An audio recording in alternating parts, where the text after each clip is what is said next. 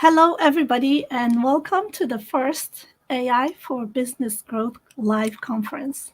I am so excited to be here with a very esteemed lineup of speakers, including Dr. Harvey Castro, Dr. Alex, Jordan Wilson, and Cory Lopez Warfield. Each one of the speakers is an authority in their respective fields, and they are givers.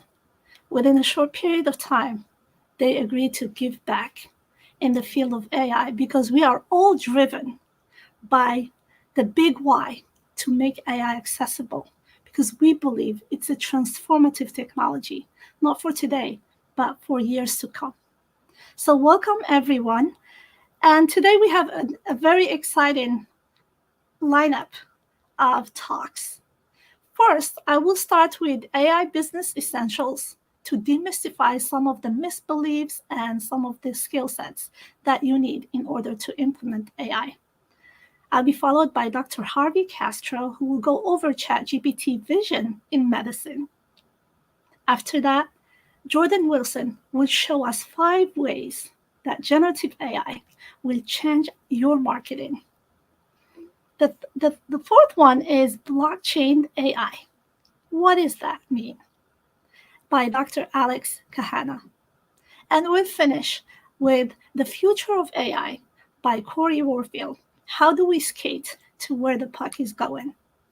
Stick around. We'd love to know where you're connecting from.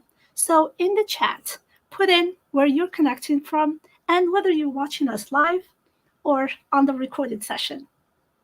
You will make the most of it if you interact with the conference, ask your questions, and more importantly, please share this event with others, because good karma comes when you amplify the good. And all these great speakers took time of their very busy schedule to give back to the community. So help us out and do your part and share this with your audiences. They will thank you. I'm positive about that. First of all, I'm going to introduce myself. And I'm Dr.Nadia Boutaoui. I have a PhD in genetics and an executive MBA in healthcare. I'm the founder and CEO at Nanonares, as well as entrepreneurs in healthcare, wellness, and tech community. I'm certified in tech innovation and entrepreneurship, and I have over 15 years of research, both at Harvard Medical School and directing a genetic epigenetic lab at the University of Pittsburgh. I have over 34 research papers with 2,500 citations. I currently help organizations grow by bringing ideas to practice and expanding innovations into new markets, because I believe that innovative technologies do not help the people if they stay in the lab. I teach AI Business Mastery, and I'm the author of the AI Business Edge newsletter. Here is my presentation for today. So I'm going to remove the esteemed speakers, and each speaker will come up on stage, present for 15 minutes, and then we'll take your questions for 10 to 15 minutes after that. So stay tuned. All right.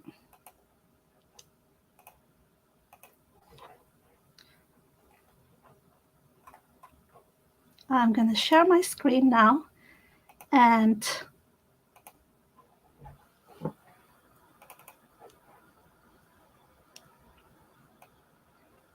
remember, if you have any questions, please put them in the chat, and we'll be very happy to compile the questions as we go along through the presentation and answer them in order. So here we go. So today I will be presenting to you business essentials. And briefly, what I will go over with is an introduction to AI, because we'll be speaking about AI for the coming 3 hours. So it makes sense to introduce it and dismantle some misbeliefs that could be holding you back. I will share 3 misbeliefs, 2 AI skills for non-techies, and 1 use case to craft your brand with AI. Our esteemed speakers will share more use cases as we go along, so stick around. Briefly, AI is not the future of technology. It is the technology of today, and it is shaping our future at an unprecedented pace. First, what is AI? In simple words, it's the capacity of machines to learn and make decisions based on data and analytics. These AI systems are designed to analyze data, they recognize patterns and relationships, and they adapt to new information and experiences as we go. Next, AI is not the new. We think it's new, but it is not new. And why we know it's not new? Because in the mid-50s, Alan Turing, let me remove one of the speakers of stage because it's covering some of the, there you go. So Alan Turing in the mid-50s, he proposed the Turing test, the first of its kind, AI that set the stage for years to come. By mid-60s, there was the ELIZA, the first NLP program. By late 1990s, IBM Deep Blue defeated the world champion in chess. And DeepMind's AlphaGo defeated the Go world champion. And we've seen the rise of generative AI across many fields over the past year. It is disrupting many fields as we speak. There are different types of AI, but the most known is the natural language processing AI, such as ChatGPT and other models. There's also the rule-based AI, the machine learning, deep learning, and expert systems. I go over these in details in one of my newsletters on LinkedIn. But we'll focus on the natural language processing for my talk. So first, I wanted to go over what are the misbeliefs that can hold people from using AI and implementing it in their business or in their personal growth and so on. A couple of weeks ago, I polled the audience on LinkedIn, and 44% said they use AI to draft content, 30% for idea generation, and data analysis is still being underused despite having huge potential. The first misbelief is that AI is just for big players. It's for big tech companies. It's not for me. I know firsthand that startups and small businesses, coaches, solopreneurs, they can benefit from AI using it for tasks such as content creation, improving their customer service, data analysis, and more. So don't be afraid of it. It's not only for the big players. The second misbelief is that it's too complex to implement. Yes, if you are developing a model, you will need expertise and the tools for that. However, there are many out-of-the-box tools and platforms that are available for non-technical people, and it's a skill that you can learn.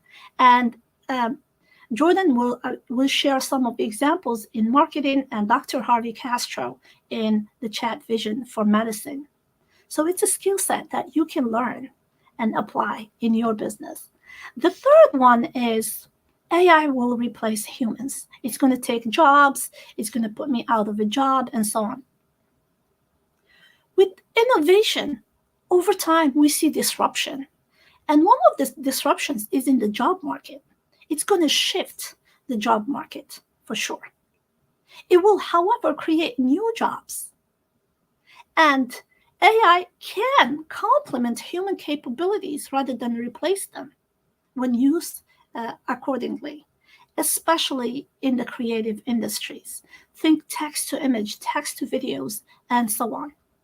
The sky is not even the limit. It's like a baseline for creativity for AI. So think of it as your creativity partner that can enhance your creativity, that can empower it rather than replace it.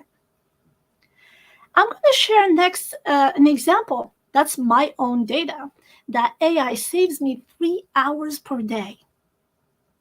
at a 52 work week, that's 260 work days per year. That is 780 hours saved per year. When you divide that by 24, that's 32 days. Now, think about what would you do with that extra month saved per year. I'd love for you to put that in the chat. I'm very curious. What would you do with that extra time if that you can save with AI?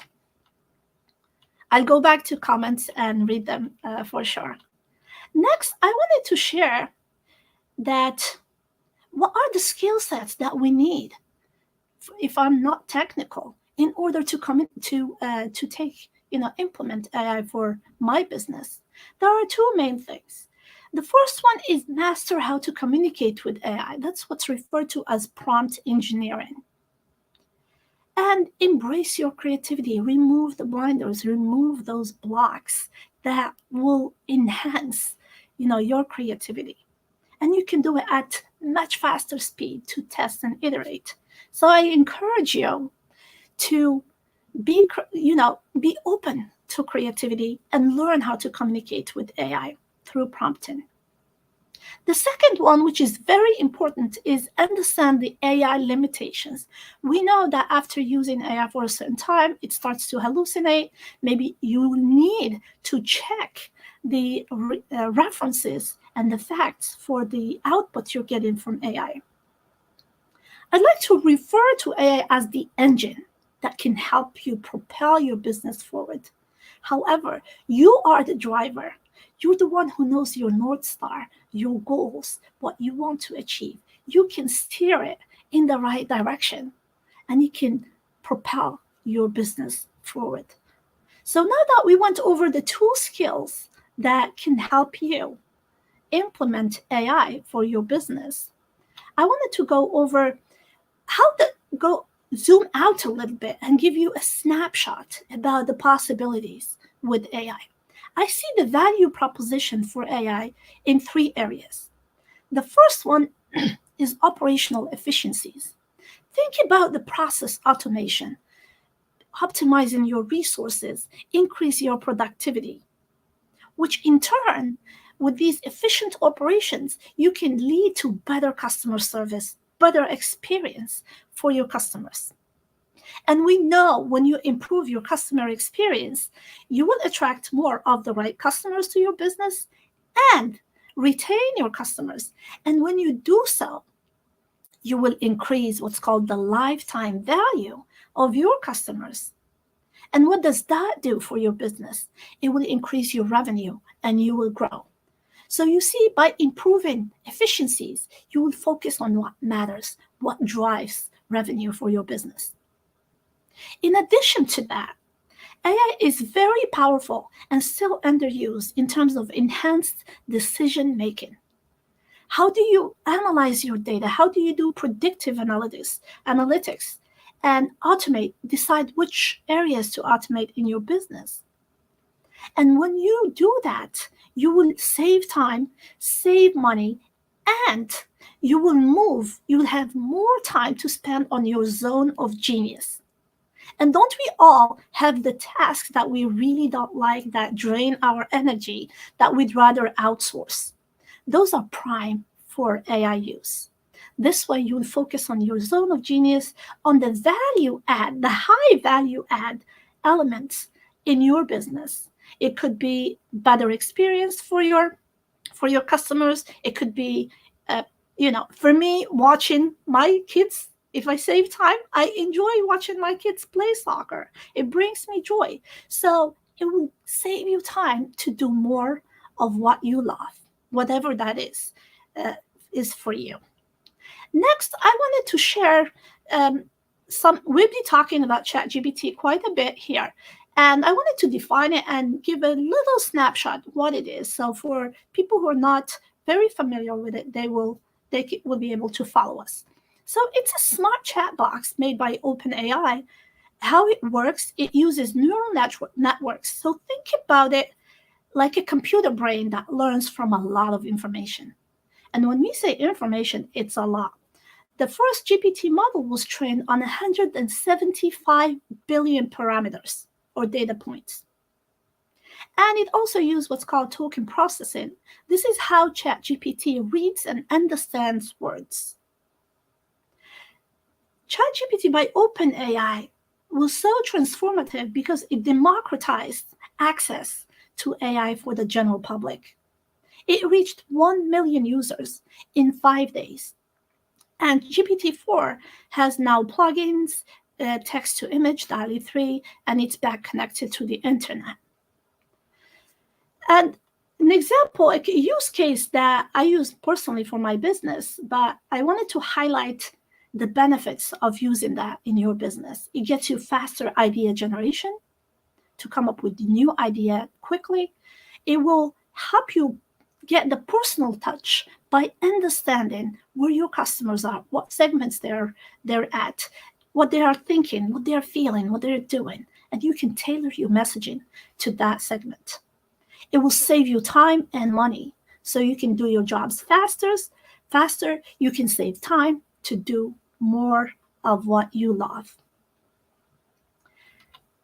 Here are some use cases for ChatGPT. Content creation is a big one, including SEO blog posts, newsletters, email copies, copywriting for different applications, describing text to image to support for such as Midjourney, summarize articles and reports, which is really powerful if you're short for time, and it will allow you to stay ahead of the game. You can also do text to video, create schedules, analyze data, and these are just a few examples. Your creativity is the baseline for how you can use it. Here's one use case I wanted to share because I think of that as the umbrella in your business that can propel you forward. You can craft your brand story, and the brand is what can propel your business. It can amplify your sales, your marketing, and many other aspects of your business. It will help you, when done properly, to attract the right people to you and repel the wrong ones. You can do that by defining your values. What are the core values that your brand stands for? What is your target audience? Not just the demographics, but the psychographics of the target audience that you want to serve. The next one is, what is your unique selling point, USP?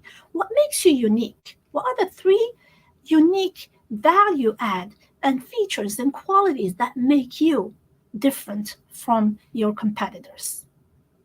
So when you hone in and define your brand story, then you can go deeper into your market. I won't get into the marketing.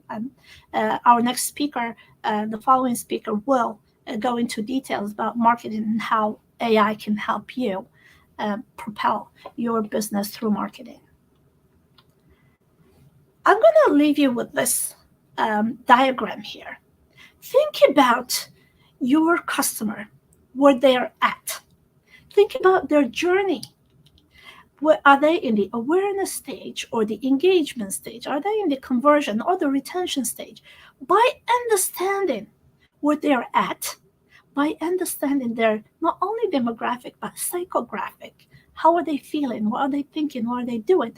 You can position yourself, your business, as the hero as the guide who can guide them to solve their problems. And always put yourself in the shoes of your target audience. Find the problems worth solving, and then use AI to help you get there faster and in a more effective way. And with that, we can lead with curiosity. We can innovate with purpose and shape the future that we are really proud to be part of. And this is what this conference is all about, that we can innovate, we can learn, and make a future, shape the future that we can all be proud to be part of. And with that, I'll be happy to take any questions that you may have.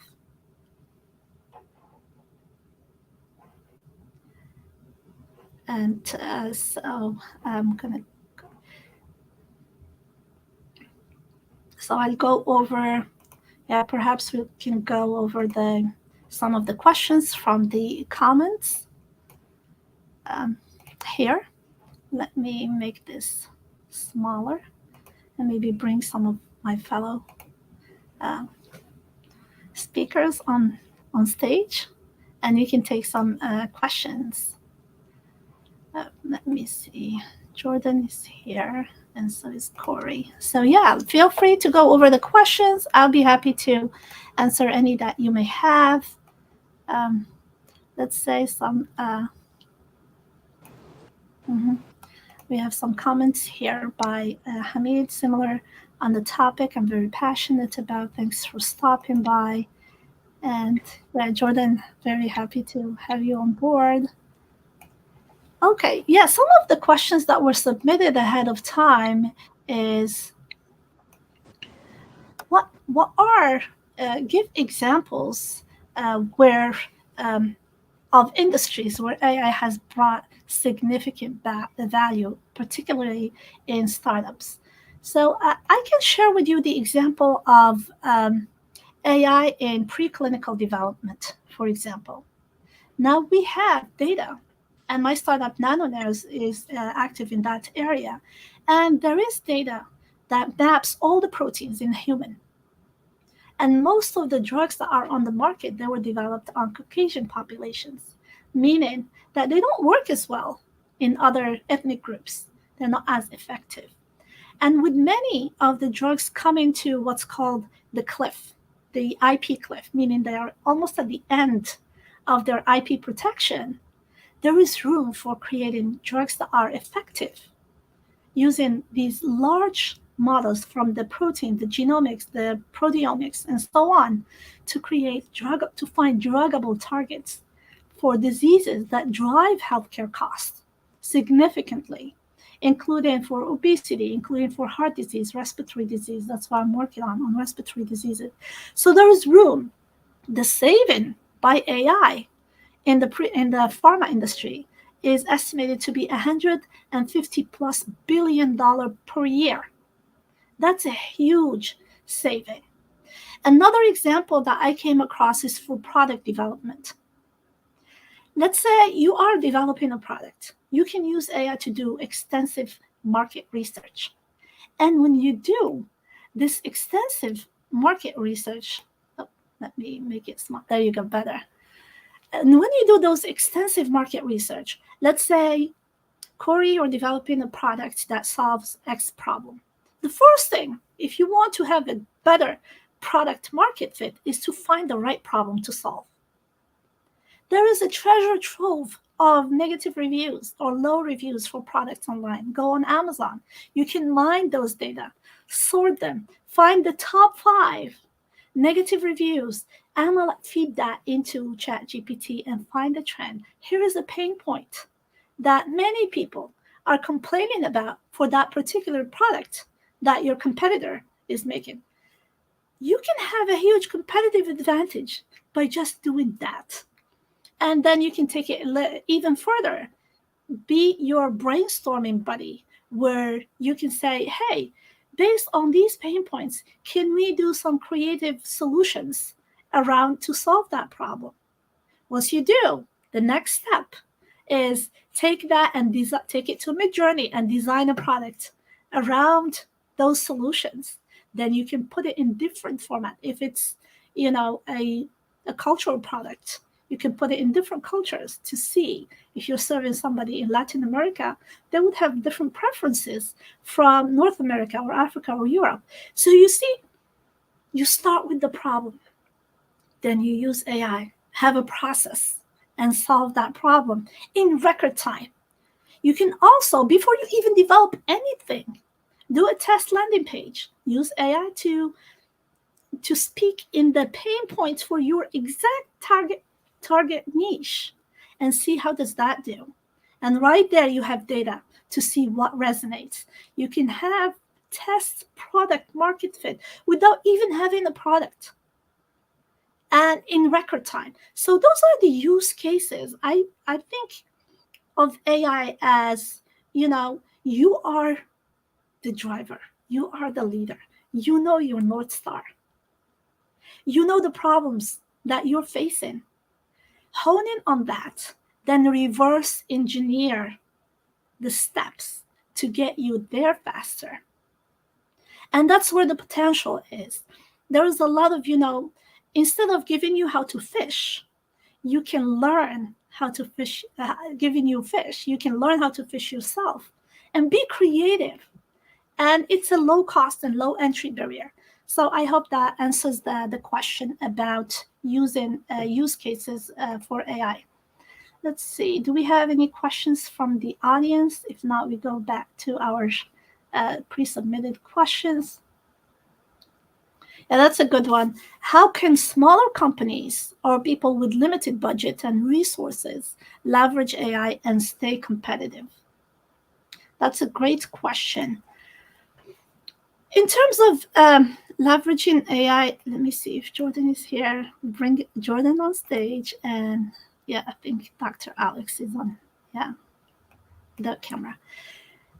There you go. Let's bring Dr. Alex as well.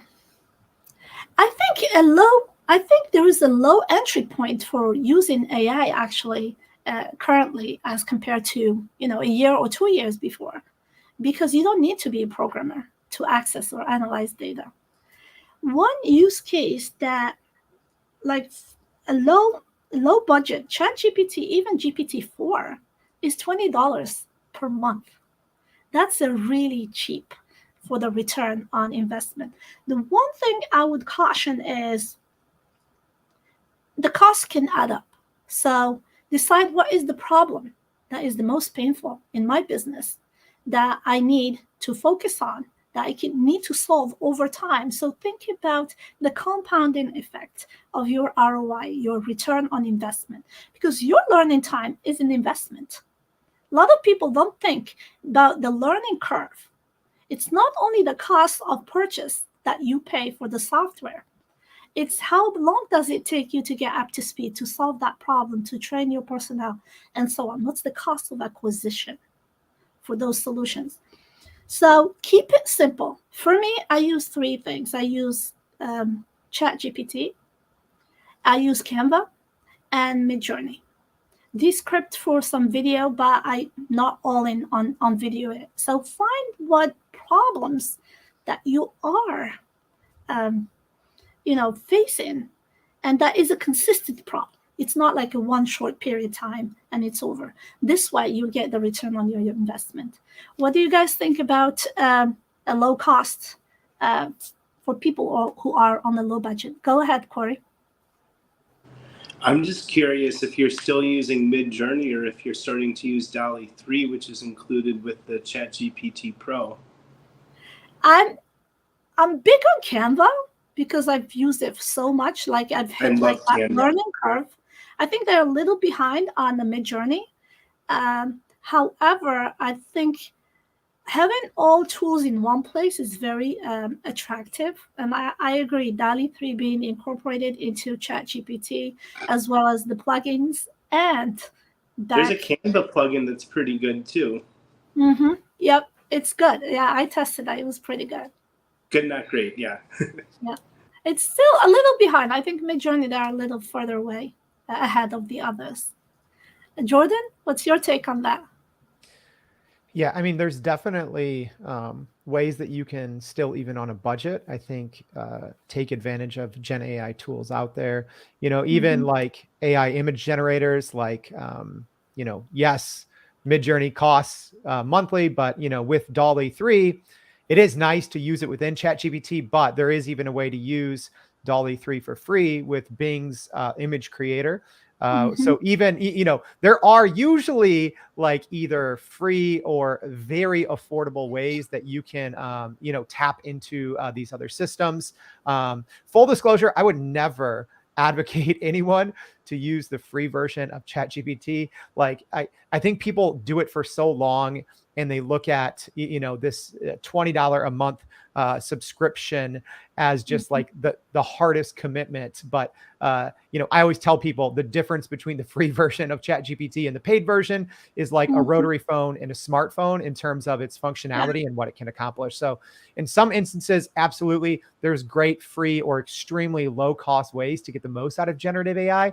But for some things specifically, chat GPT, I always say that's like a $20 a month that you can't afford not to use. Exactly. Thanks for sharing that, um, Jordan, and thanks for the link, Dr. Harvey, for the audience. DALI 3 is also great as well. And we have one question here.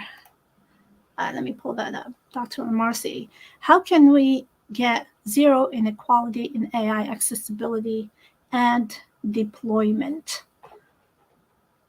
Any volunteer? Go ahead, Dr. Alex. I'll say that that will be the topic of my talk. So Okay. stay there. But in two words, it's decentralization and distribution. So it's baked in. We can do it. We just have to have the will. And I will also explain a little bit the I want to say business models or financial incentives to want to do it. But it's definitely can be done. Awesome. And thank you all. A great answer. Stick around for Dr. Alex's presentation. And with that, we're going to move to our next speaker. So I'm going to pull down the speakers here and keep Dr. Harvey, our next speaker, who's going to go over there you go. Dr. Harvey, so happy to have you with us today. Dr. Harvey is an assistant professor in dual degree program in medicine and AI at the University of Texas, San Antonio. He has over 20 years of experience in healthcare and is considered an authority in healthcare and AI. He has authored 19 books, with 8 of them related to AI. So check Amazon.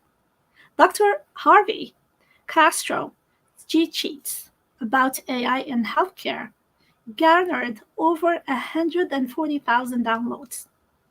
He serves on the board of the American Artificial Intelligence in Medicine. He's a doctor with an MD degree from the University of Texas and the Medical Center, and an executive MBA from the University of Tennessee. Dr. Harvey's talk is about ChatGPT vision and medicine. Take it away, Dr. Harvey. All right. Well, first of all, thank you so much for having me. I appreciate it. If you don't mind bringing my slides up so I can just push them up. There we go. I'm gonna do my best to make this as big as possible, but if you can't see, this will be recorded so you guys could be able to take a look at it on the computer. I'm assuming you can see the slides, so I'm gonna go start going through it. So first of all, this is introduction to ChatGPT 4 Vision, and it's amazing. I am very, very biased because I've been playing with it, and I'll go over some examples and kind of bring it to you. We've done a lot of time just now just talking about ChatGPT 4, and I just want to show you what's out there. Like there's this thing called Llama, and that just shows you the size of it. And you can see how big ChatGPT 4 is compared to Llama. You can see Claude 2, you can see other models that are coming. And I like just showing this slide just so that you get a kind of grasp of the big picture of the landscape. And so when you look at ChatGPT 4, to me, what is this? Well, I'll go into it, but basically for OpenAI, part of their mission statement is that they want to make sure that artificial general intelligence benefits all of humanity. And with that mission statement, they want to make sure that they create tools that help us. And so as we look at this, ChatGPT 4's vision, it's going to do a lot of stuff, and I'm going to relate it to healthcare because excuse me, that's what we're talking about. So for example, analyzing someone's handwriting, that could be great for prescriptions. Being able to generate code. OpenAI did a great example with they basically showed a video of someone drawing on a napkin, and it created a website. Amazing. The other would be interpreting and analyzing memes and visual content. Well, as a doctor, I remember in medical school just constantly loving diagrams because the diagrams just be able to take so much information. I was recently at one of my friend's clinics, and he had a picture of the heart. And just for giggles, I should have done it for this example, but I took a picture of it and I said, "What is this?" And it gave me the whole anatomy and physiology of the heart. Amazing. Other things is being able to start creating, reading captions that are on blogs, and then using that to create blogs. The other one here is just reasoning. In the emergency room, there's so many times that literally when seconds count, if I'm able to identify things, and I'll give an example in the picture so I can show you. And so many fascinating things. Excuse me. So as we move forward, this is just the beginning of just many landmarks that are to come. So when you think of this technology, yes, it's in its infancy. Yes, it has mistakes, but to me, this is huge because if we can do this today, and we train it correctly with the right models, and I'll go into that, you'll see we'll be able to get more output. And I know, a lot of people out there, well, this thing is going to hallucinate. The quality of the data is not correct. I personally worry myself for the younger docs. I've been doing this for over 20 years, so I'm not worried about me over reliance on technology, but I'm more worried about doctors that maybe are still in training and they get to the point where they just rely so much on AI that they just think AI is better than them in some instances and don't have that clinical gestalt.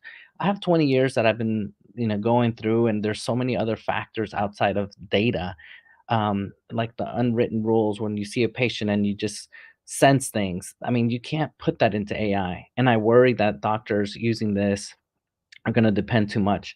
Obviously, the ethical concerns, we worry about privacy, data security. We're talking about our health. Obviously, the other big one is if this thing makes a mistake, it's not like I'm going to lose money. No, someone can die. So the stakes are high. So we got to make sure we do this right. And we got to make sure that we have healthcare providers out there, professionals that are going to understand what we're doing and create better models. And so the future to me is huge. I just see this helping us making better diagnostic decisions, better clinical decisions, but obviously we have to make sure that we keep the guardrails and ethics up. So I'll just go ahead and just jump right in. I'm going to skip this slide. So I put this slide as a joke, but at the same time, I'm serious. Like, do not try this at home.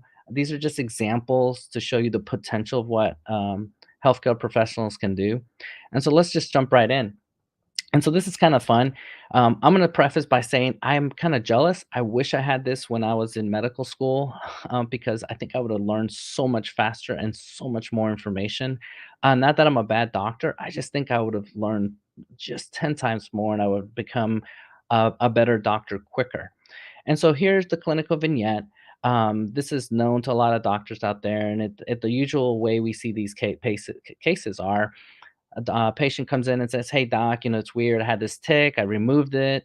And all of a sudden I'm seeing this kind of rash." Well, that's really classic for Lyme disease. I mean, that picture and the clinical vignette that I put was very classic. And then I gave it to ChatGPT, and ChatGPT actually got it right. It's like, hey, this could be Lyme's disease. There's a bullseye's rash. These are all the pathognomonic words that we use in medicine. And I thought, man, all right, so I'll give you that one. Good job. One of my colleagues, I didn't upload the picture, but basically had a picture of skin cancer and uploaded it and actually was able to get it correct. And it basically did say, "Hey, I'm a machine model. I'm not a doctor. Make sure you go to your doctor." And I love that because they're wanting to make sure that the technology is there, but we got to make sure it's safe. So here's the next part. I took 4 random pills, and I had one of my friends at the pharmacy hook me up, and I took pictures of each one. And of the 4 pictures, it actually identified one of them correctly. The other 3 were incorrect. Two of the 4, it didn't even bother. And I think personally it's because they were generics. I don't think they were trained on that data set. Whereas all the name brand ones got it right.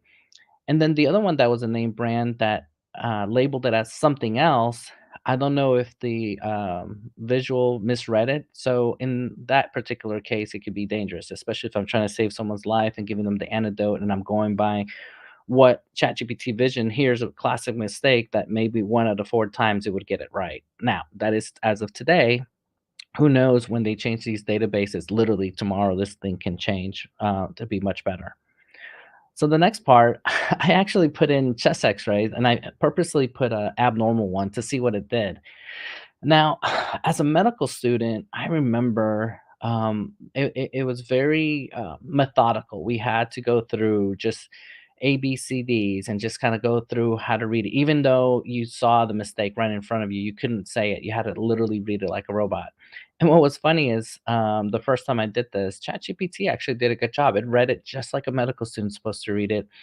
And then I asked it what it's called, a differential diagnosis, short for DDX. I said, hey, here's a 30-year-old male with a cough, DDX, what is it?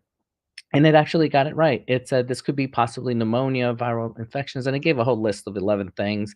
And then it ended by saying, hey, I'm not an expert, but if you're having issues, please make sure you follow up with the radiologist or medical provider. So I thought that was great. Now, I put here differential diagnosis, yes, but it wouldn't give me the diagnosis. It would not. So I've played with this enough that, I actually with prompt engineering and backdoor ways, there's ways of getting it, but for guardrails and for security, I see them taking it away. Now, what was interesting is I gave this presentation or I did slides and it worked great. And then like a week later, I couldn't get anything to work. I don't know if they just blocked it. And then I was working on this presentation for today and it allowed it. So I'm not sure what's going on their end, but they're working on it. Here's what I was telling you about the different analysis and just uploading a pneumonia. And then showing the normal chest x-ray, just read it like a medical student, which is really cool. Again, at the end, it says, hey, I'm not a doc, talk to the radiologist, blah, blah, blah, which I think is good. The next example is EKGs. So everybody's had one of these, and I rely on these as an ER doc. I took a picture. This one, all my images are open source, so you're free to copy them and upload them. I made sure to get permission to use anything like this, and there's also no identifiers of any kind of patients on any of these. So that's all been taken care of. So on the EKG, again, it did it just like a medical student. It read it just like we're supposed to. This particular patient is in VTAC where their heart rate is really, really high and they can literally die from this. And depending on the situation, we can either give them medicine or shock them. But the fact that it got it right, I thought this was cool. Now, as a doctor, I look at this as like, okay, this is really good teaching tool because, I could read books. If my boss attending is awake, I can ask, but how cool if I can ask ChatGPT and if it's actually working correctly, then I can learn from it. It gives me another tool that's available to me 24/7. Now, this is just a breakdown of what VTAC is. The next one. So this one's kind of cool. I said, hey, I get this a lot. Patients come in with a rash, and I uploaded and I said, hey, I'm a doctor. My patient woke up, works a lot. I'm sorry, works out a lot at the gym, and got this rash. What is it? And it went through, and this time it actually gave me the diagnosis. It said, hey, this is tinea. It's a fungus. And then this is the fun part. This is the why I wanted to kind of talk a little bit about it. You can actually have a conversation with this. So, assuming this person has a rash, says it's this, and then you can say, well, how do I prevent this? How do I take care of this? And it's literally walking you through it. Now, for hallucinations, issues and legal stuff, I don't advise you to do this on your own. That's why I started with the slide. Don't do this at home. But just again, this is for me proof of concept. How can this help people? How can we make this better? How can we save people around the world? I particularly think that in the next few years, we're going to start seeing examples outside of the United States where other countries, because they don't have healthcare, they don't have the money, they don't have ways of doing things, are going to start using these types of tools to help humanity, to help. I see a future where out in Africa, there's parts that literally have no doctors, where the government will allow Elon Musk's satellite to come and give them internet, and then send out physician assistants with this type of technology to help the masses. And I think that will come true really soon, and it'll happen outside of the United States before happening here. And now, this was kind of funny. I wanted to test out my handwriting. I tried my best to write really nice, but I don't. And so I gave it a prescription for macrobid, which is for urinary tract infections, and I gave it some fake name and all that. And I made this prescription pad just to see. And it actually did an overall good job. It identified who the script was. Anything that was typed, obviously, it read pretty well. I tried to trick it, and I gave, I do an AI healthcare course, and I put the logo in the back part of the script to see if it would mess it up, and it didn't.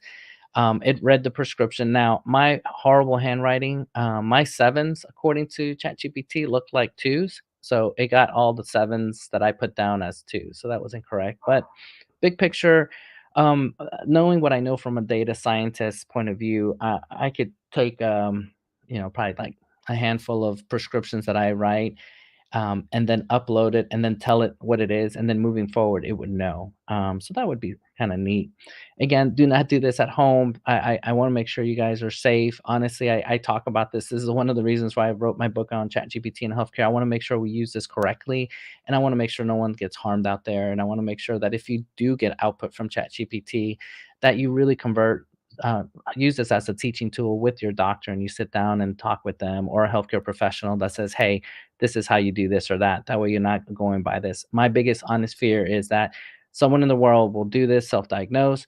In some parts of the world, they can get medications, and they will take that medication, unfortunately may hurt themselves or die. So again, I'm being serious when I say be careful with this technology, just because ChatGPT is so strong, talks so well, and it sounds so good, but then at the same time, you don't know if you're being lied to. So for that reason, even if it's a 1% or 0.5% chance, I want to make sure that we're safe. Now, I'm finishing up my slides here, but just want to make sure that you understand, like the beginning, there's a big world out there, and we need to create the right large language model. And in my opinion, it's going to be a BioGPT or Glass Health, basically a model that is trained by doctors, that is reinforced by doctors, and it's all the training data set from medical literature to make sure that these tools are being able to be used correctly in healthcare for our future. So I'm really stoked about this, and I'll go back for a second. I'm serious when I say your iPhone, your computer will have your own large language model. And I personally think it's going to be where, God forbid, someone's dying, you don't know CPR, you don't know first aid, and your phone, literally, because even if you're out in the woods and there's no internet, will be able to handle it, because the large language model will be on your phone, will be on your computer. So I'm really stoked about how we can change the future and how we can help our patients. And I'll end with, um, the future, in my opinion, will be more of this VR, where you go to the doctor and now you put on these glasses and it's the discharge instructions, and you can see your disease, and if you have diabetes or hypertension, and you can actually understand why you need to take your medicine. We have a huge shortage out there, and I really truly believe we're going to start seeing robots will be coming out end of this year, and they're going to have, the eyes will be ChatGPT 4, ChatGPT 5, and those robots will be able to help us in healthcare. We'll be able to take a look at our patients, lift our patients, bring medication. Believe it or not, the eyes of the robot can tell what the blood pressure is, what your hemoglobin A1C is, basically the average sugar, can see us say so much. As a reference, I could use that as an assistant and going back and forth. So keep an eye on this. I know it sounds crazy, but it is coming. So big picture, if you have any questions, feel free to hit me up. I appreciate being on here. I'm on social media, just Harvey Castro MD. Those are my three QR codes, and those are basically from my book, my course, and my LinkedIn. Oh, and the last thing, I always forget to talk about this. I actually cloned my voice, and it's the GPT podcast. And what I do is I take articles that I read, I throw it into ChatGPT, create a fake conversation. My business partner's voice is cloned, mine is cloned, and then it puts out a podcast, which is pretty interesting, and it's kind of scary. I sent it to my mom just for giggles to see what she thought. She thought it sounded great. She had no idea that it was all AI until I told her. So thank you for having me.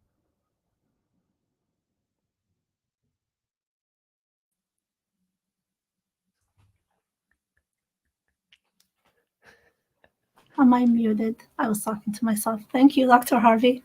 And that was very informative.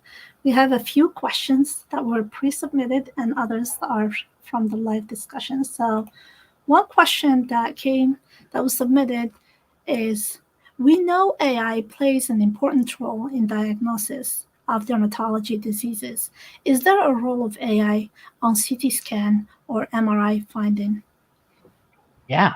In fact, I'm a little jealous. One of my colleagues at his hospital, he has this cool AI that basically finds strokes, and can actually call a code, for strokes. And so what it does is pretty crazy. Patient goes through, CAT scan goes through and says, oh, the AI says, oh, this person's having a stroke. It pushes that film to the radiologist so a human being can say, oh, yeah, that is. But what it does really cool, it simultaneously texts the ER doc on call that's seen that patient and says, hey, your patient's having a stroke. It's not official, but the radiologist is reading it.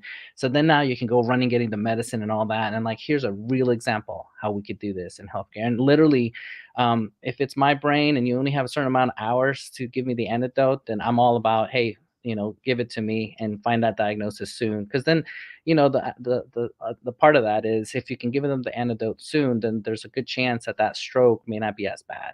Obviously, there's risks that they can hemorrhage and all that, and I won't go into that. But I think in the end of the day, we're going to save lives.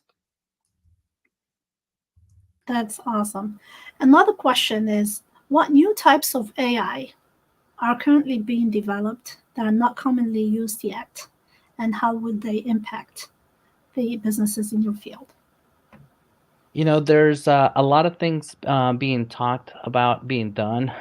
There's these things called APIs. Basically, think of it as a window. And so there's different companies out there that are looking at their business industry plus API and seeing how they can affect healthcare.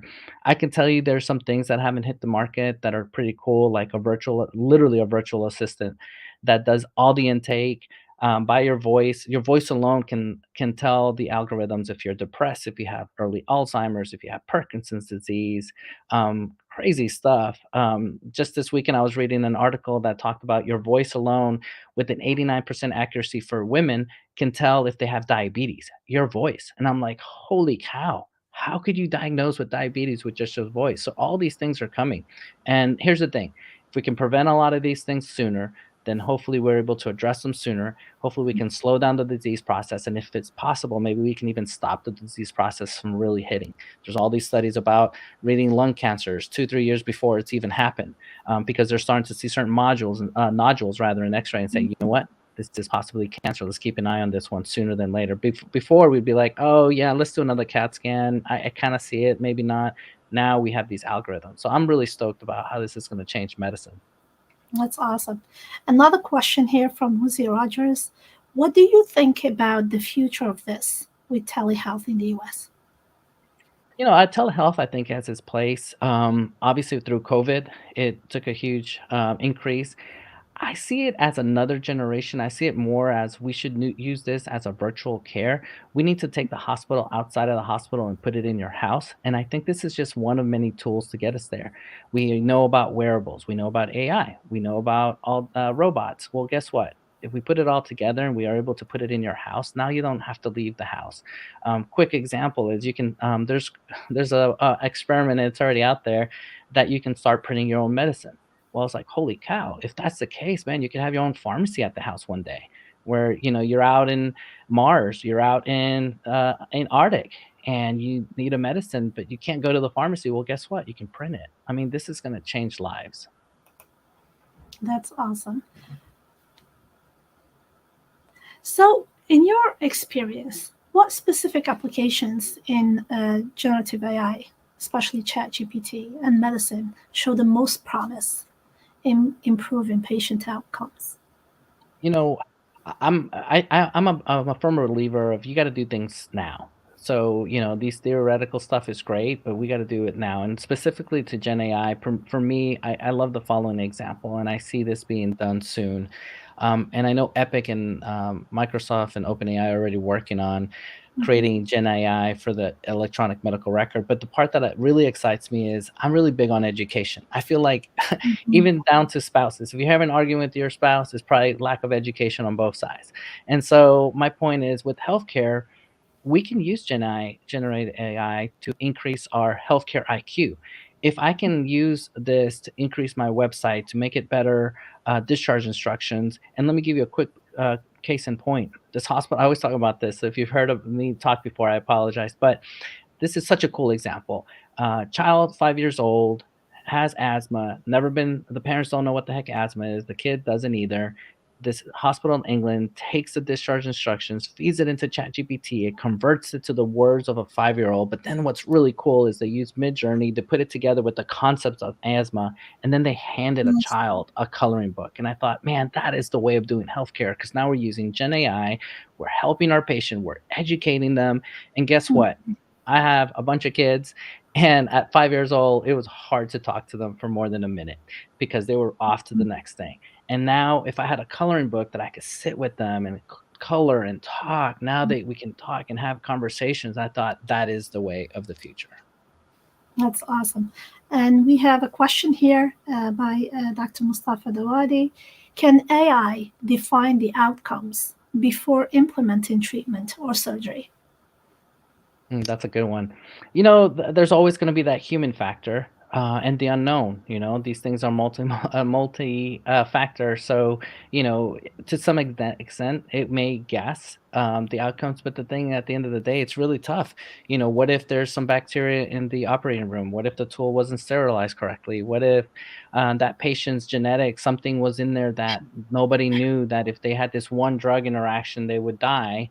Um, that's a hard one. And that's where I go back to, it's all of it. It's not just the doctor and it's not just the AI. In my brain, it's AI plus doctor is better than doctor alone, and doctor alone is better than AI alone. And that's my algorithm in my brain as of today. And I really think that that's the future. Thank you. Another question. How do you address concerns about patient data, privacy, and security when implementing AI, especially in healthcare? Well, I'm a little biased in that I know we have a little bit of guardrails in healthcare. I know we have HIPAA, we have the GDPR. Mhm. I know personally that if I screw up HIPAA, that my insurance practice will not cover that violation, and it could be 100,000 that I'm out or more. I know personally that if I take any data and I violate that, um, those fines can be so steep that there sometimes it could be some prison time.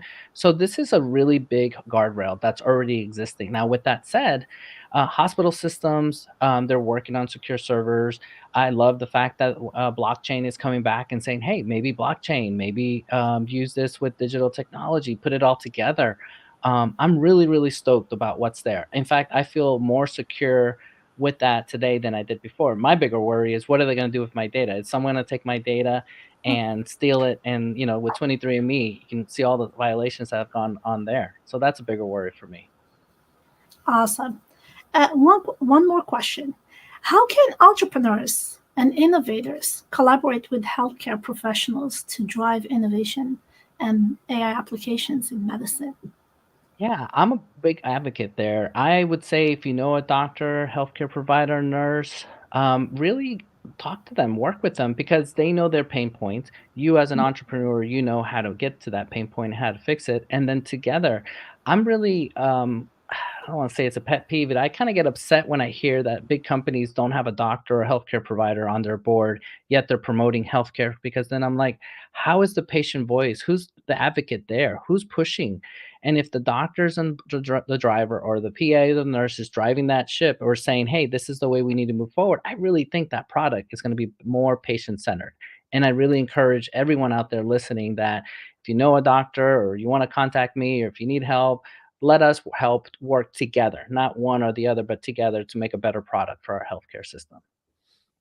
Awesome. Um, we have time for one or two more questions, rapid fire. In terms of nurses, there is a huge shortage and burnout in healthcare professionals. How could AI alleviate that? I'm going to add to that. The average age of a nurse today is 54 years old. Yeah, with 20% of that being 65 and older. So think about that statement. And then 10 years from now, if that same workforce doesn't leave, then 10 years from now, the average nurse will be 64, with 20% being 74 or older. That's just crazy. We can't do this. People are going to die in the waiting room. People are going to be hurt because we don't have enough nurses. How does AI help? Well, if I can be more efficient, if I can create more for my patients, and then instead of have now there's this many ways I've seen. One was this thing called virtual nurse. where it's a nurse that maybe is retired, maybe he's home, but is able to log in and look at the pump, look at the computers, and now on the floor is that extra hands to be able to supervise and see things. AI is able to add AI to that. How much more can we do? So that's basically telemedicine plus AI. My last example that I used was the robots. I really think that is the future. We have a robot, we have the eyes of ChatGPT 4 and 5, and I know people think I'm crazy when I say that, but I really think this is going to happen. And I know it sounds scary, but at the same time, I'm more scared of someone dying. I think if this can be an aid, a tool, and the correct guardrails, then I think this is going to save lives. And I think this is what we need. Awesome. I can go on and on about healthcare and AI and innovation, but that's all the time we have for today. Thank you, Dr. Harvey. That was super informative. Appreciate your Thanks for having me. insight and your, expert advice and insights. Next, we're gonna go to our next speaker. So let me remove our esteemed speakers here from the audience. We have Jordan Wilson. Jordan, welcome. Hey, Nadia, thank you. Thank you for having us. And I have to Absolutely. compliment you on how timely you are. This is fantastic. Oh, awesome. Hey, out of respect, and I am with pros, so you guys make this whole preparation so easy because you are on top of your game, every single one of you. So our next speaker, Jordan Wilson. Jordan is the founder and CEO of Accelerant Agency. It's a digital strategy company based in Chicago that scales up startups and small businesses. Most recently, Jordan created and launched Everyday AI, a media company dedicated to helping everyday people understand and use generative AI through the daily live stream, 8:30 Eastern Standard Time. His podcast and free daily newsletter, Everyday AI, ranks regularly as the top 20 podcast among 89,000 in his category. Before that, Jordan served as the executive director of Triple Threat Mentoring. It's a youth mentoring nonprofit that impacted 5,000 at-risk youth every year. During his nearly 10 years with Triple Threat, Jordan focused on strategic partnerships and creative activations with Nike and Jordan brand. Jordan worked for 7 years as a multimedia journalist and most recently at the Chicago Sun-Times. And he collected honors such as the Pulitzer Fellowship and the ACP Story of the Year. Jordan holds a master's degree from the University of Illinois and a bachelor's degree from Southern Illinois. And today he will speak about 5 ways that generative AI can help you with your marketing. Take it away, Jordan. All right. Well, thank you. Thank you, Nadia. I might ask you to throw my slides on the screen there. All right. Well, first of all, thank you again for everyone showing up, for Nadia for putting this together. Speaking panel, fantastic. So I'm going to be talking today about 5 ways that Gen AI will change your marketing. And I think, even to put this into a little bit of context here, I do honestly believe, playing off the 5 theme here, I do think that we're going to see 5 years of marketing advancements over the next 5 months. That might seem exaggerated, maybe, but I really don't think it is. I really do think that's going to be the truth. Even if we look at some things that are happening right now in the generative AI space, we have ChatGPT Enterprise rolling out. We have Bing Chat Enterprise rolling out.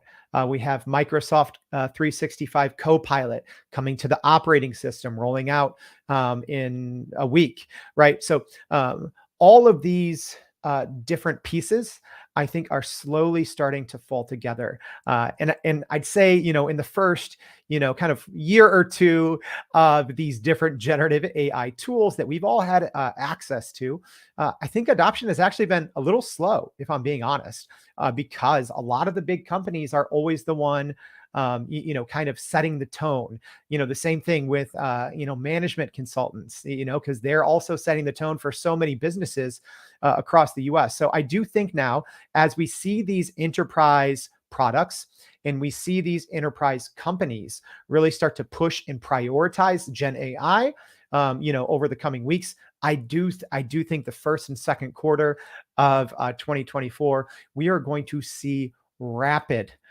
development and changes in the marketing world. So that's a little bit on what today's show is on. So real quick, this was already in my bio, but I think it's worth mentioning. I've been in this space for a while, right? Spent 7 years as a journalist, Pulitzer Fellow. I spent about a decade at a nonprofit, but we were essentially just an activation and creative agency for Nike and Jordan brand.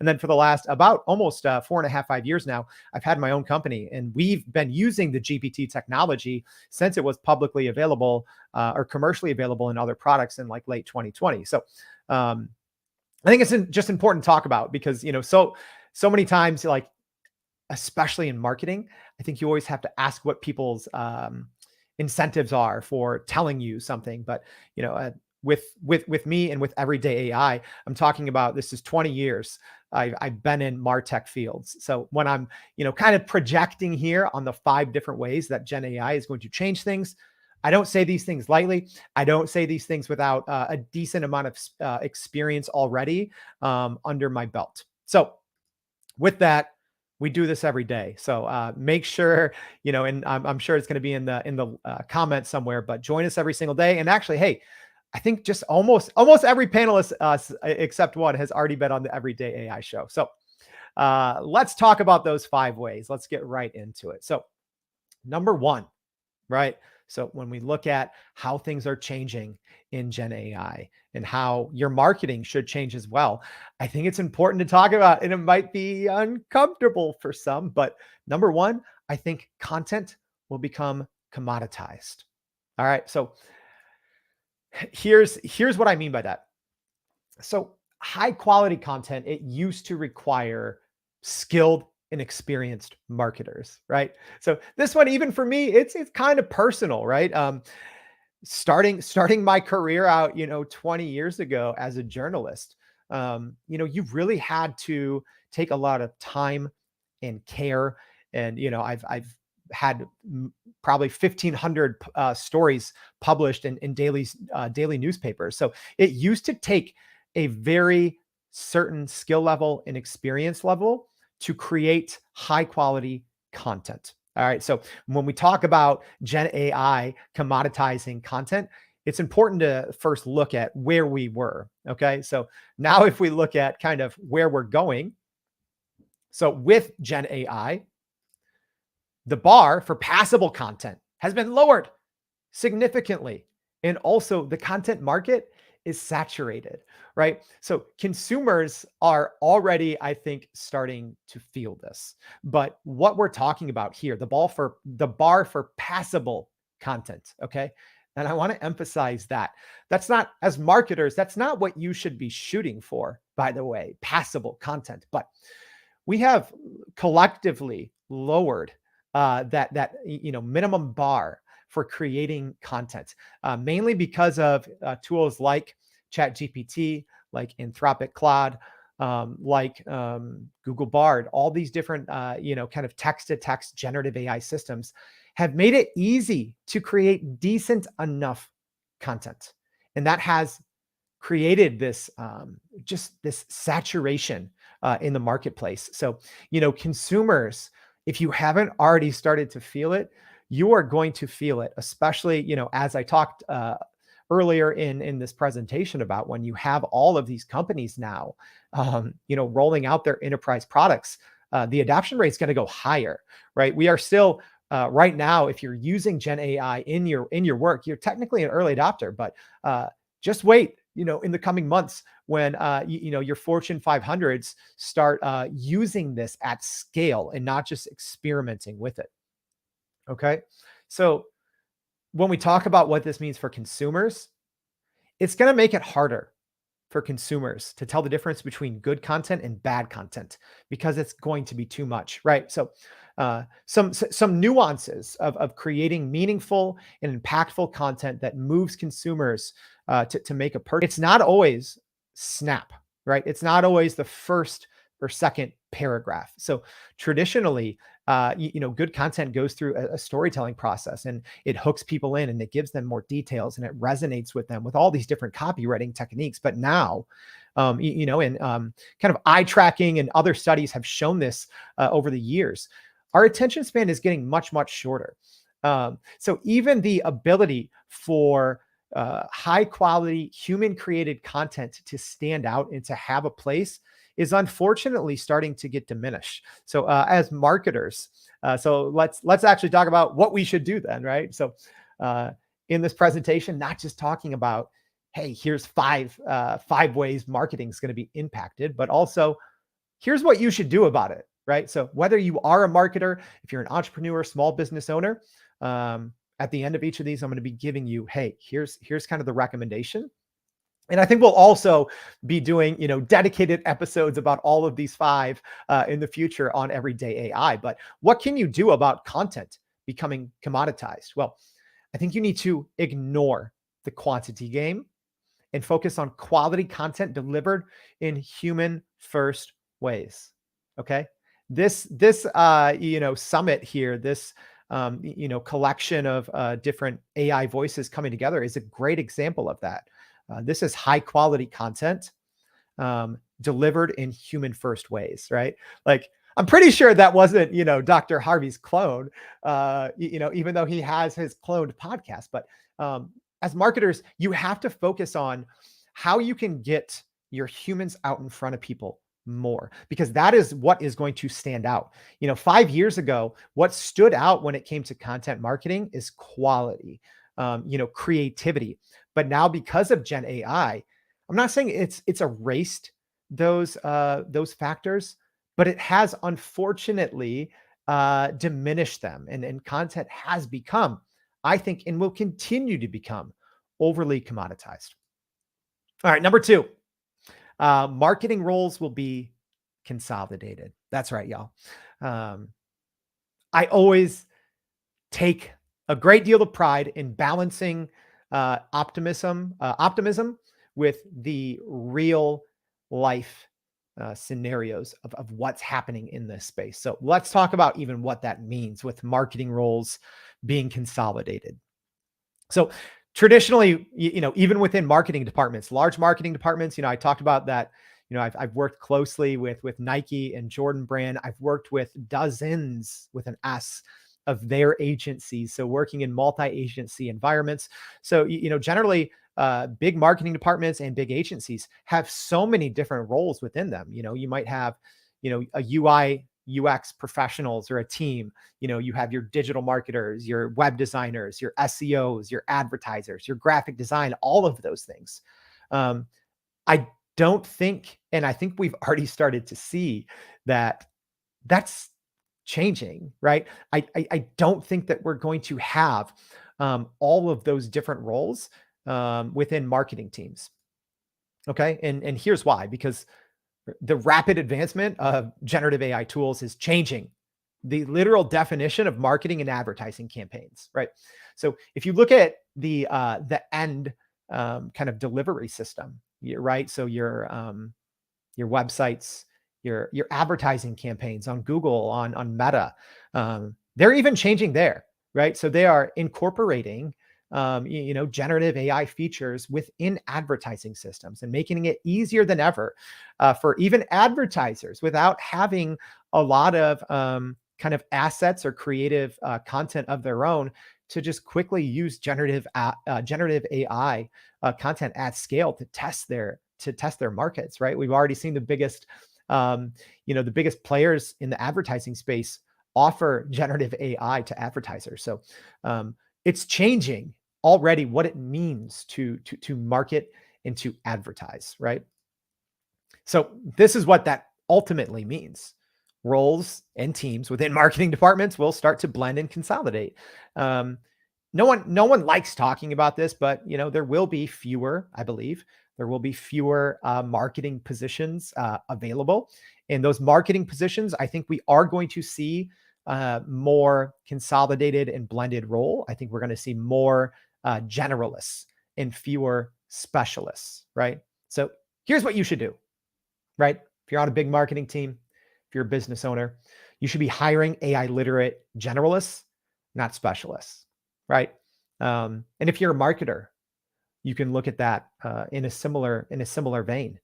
You know, let's say you have a decade of experience as a UI UX specialist. Let's say, if you want to guarantee career growth, you know, if you're worried about job security, I'd say the best way is to see how you can change and blend your role from a UI UX specialist to, okay, what can you do with that in graphic design? What can you do with that in web design? What can you do with that in advertising? So I do also think this extends to marketers, and what you should do is you should be pushing your AI literacy outside of your general focus area, because I do think these roles are going to be consolidated and they're going to be a lot more generalist roles, and you have to be extremely AI literate. I think, you know, big companies are going to be looking at marketers, you know, because generally marketers are early to the party, so to speak. So they're going to be looking at marketers and marketing teams for guidance on how to use all of these tools. So you really have to think outside of your job description and more on how do we market our brand or our company to consumers. So you have to take a very generalist view of your own role. All right, number 3 here. Gen AI will be every employee's coworker. All right. You can't, like, let me say this out loud and probably repeat myself. You cannot think of generative AI tools as a competitor. They are not that. If you still have that, that view, you are really asking to be left behind.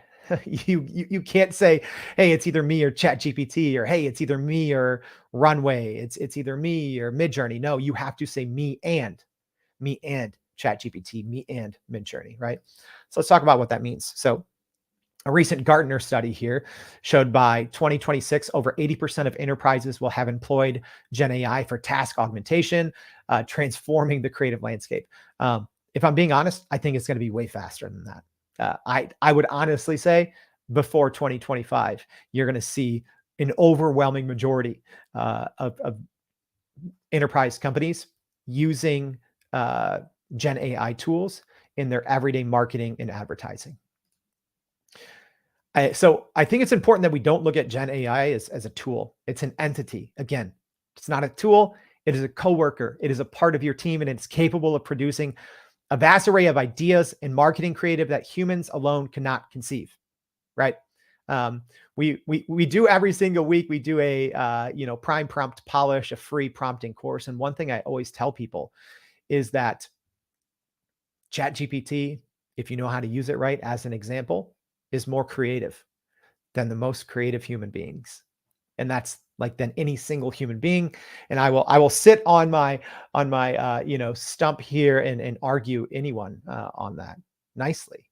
But I even know this from being in the room with the largest creative agencies in the country. And so many times, you'd have 5, 8, 12 people there ideating and strategizing about bringing a big campaign to market. I've done this now, in ChatGPT. If you give it the right information and if you train it the correct way, it can be as creative or more creative. You also have to give it examples and work with it and train it the right way, but it can be more creative than an entire team. So you have to look at it as an entity. So what does this mean when we talk about Gen AI will become every employee's coworker? Well, it's going to take on more of an humans will take on more of an art director or creative consultant role, and generative AI tools will be doing the actual work, right? And I know that sounds like maybe kind of far out there, but it's not. It's not. We've talked to plenty of very smart marketers on our podcast every single day, and they're already saying this is where things are trending, in 2023. So as we look forward in the future, expect that to be commonplace. So what should you do? Don't use Gen AI as a tool or a shortcut. Put it on your payroll, right? You have to treat it like an employee. You have to understand its workings, capabilities, and limitations, and treat it as a creative entity, not a solution. All right. You need to involve the correct Gen AI tools trained correctly with the right data. You need to involve it in every step of your marketing, your advertising, and your creative process, because it's going to save you time, it's going to save you money, and it's going to increase the effectiveness of your marketing and advertising campaigns. Number 4 here. All right. Number 4, personalization will become the required method for marketers. Required. That's why we got it in the blue there, right? So I'd say the era of generic marketing is well over, and consumers will not just prefer personalized; they will demand it. Okay, so when we talked about the very first impact, which is content becoming commoditized, this is aside from creating that human delivery or human first delivery channels. This is the other way to still make your marketing matter in the future. Personalized. All right. So you also have to look at the advantages there of using Gen AI and what that means for personalization, because it has advanced data processing that will give us ultra specific consumer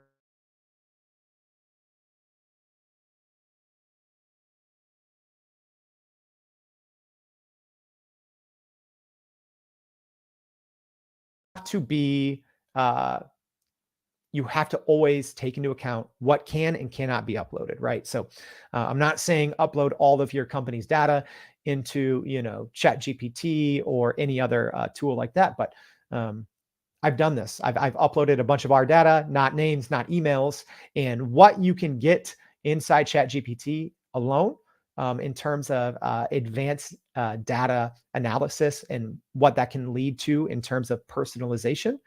It's astounding. And it would take teams or consultants a very long time to put together those kind of insights.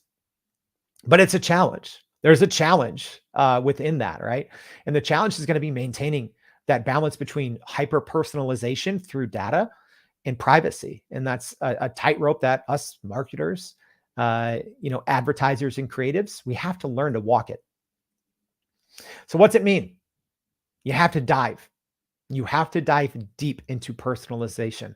And actually, there's no better time than now, because I'd say we're still in this golden era of data, of the combination and the crossover between data and general availability of generative AI systems, because Google is going to start phasing out cookies in the second half of 2024. And they've kind of kept pushing that back. But we have this period right now where we have so much data still. But those, consumer privacy concerns, which are understandable, those are going to make in the future kind of this third-party data less accessible, less reliable. And we're going to have to rely much more on first-party data or data that we collect ourselves. So there is this golden era right now where you can really tap into AI and personalization and make it work for you. All right, number 5. And if you haven't seen this, now you know. Chatbots are making a strong comeback powered by AI. So chatbots, if I'm being honest, were super ahead of their time, right? They've been out for more than a decade, but they were seldomly used effectively because most of the time you had very generic responses that were, you didn't have a lot of ability to train responses, at least not easily, right? Like even, at my company, we were building pretty advanced chatbots for our clients 4 years ago, but not with generative AI. When you have generative AI, the possibilities become much more capable in terms of what you can produce. So Gen AI chatbots will evolve, becoming sophisticated enough to lead personalized sales conversations and handle complex customer queries. So it is AI-powered chatbots trained on your company data are going to become a force in sales, marketing, customer experience, and customer service as well. There's a risk, right? There's a risk as well, because again, what I talked about is this rush for data and to use generative AI in all systems. It takes away from our ability to connect with customers. So balancing that efficiency with genuine human connection is a huge deal. So here's what you should do. Yes, integrate advanced chatbots. Do it. Train it on all your public company data. Public is the keyword there. But you can't eliminate the human touch, and you need to find the harmony between efficiency and connection. All right, so real quick, here is our quick recap. Number 1, content will become commoditized. 2, marketing roles will be consolidated. 3, Gen AI will be every employee's coworker. 4, personalization will become the required method for marketers. And 5, chatbots make a strong comeback powered by AI. All right, that is it. Thank you all. Appreciate it. Thank you. Let me bring all the esteemed speakers here on stage, and we can take some questions from the audience. Thank you, Jordan. That was super informative. And let me add our speakers here to the stage. All right. Let's see. That was very, very informative, Jordan. I really appreciate your time and sharing your wisdom with us. And I highly recommend the Everyday AI show. So check it out on Jordan's profile. Some questions here. So can you provide examples of companies that have successfully incorporated? So I think we have some background here. Let's see. Maybe mute yourself. Yeah, if you're not speaking. There you go. Thank you. Awesome. Yeah, can you share an example of companies that successfully incorporated Gen AI in their marketing campaigns that people can relate to? Yeah, that's a great question.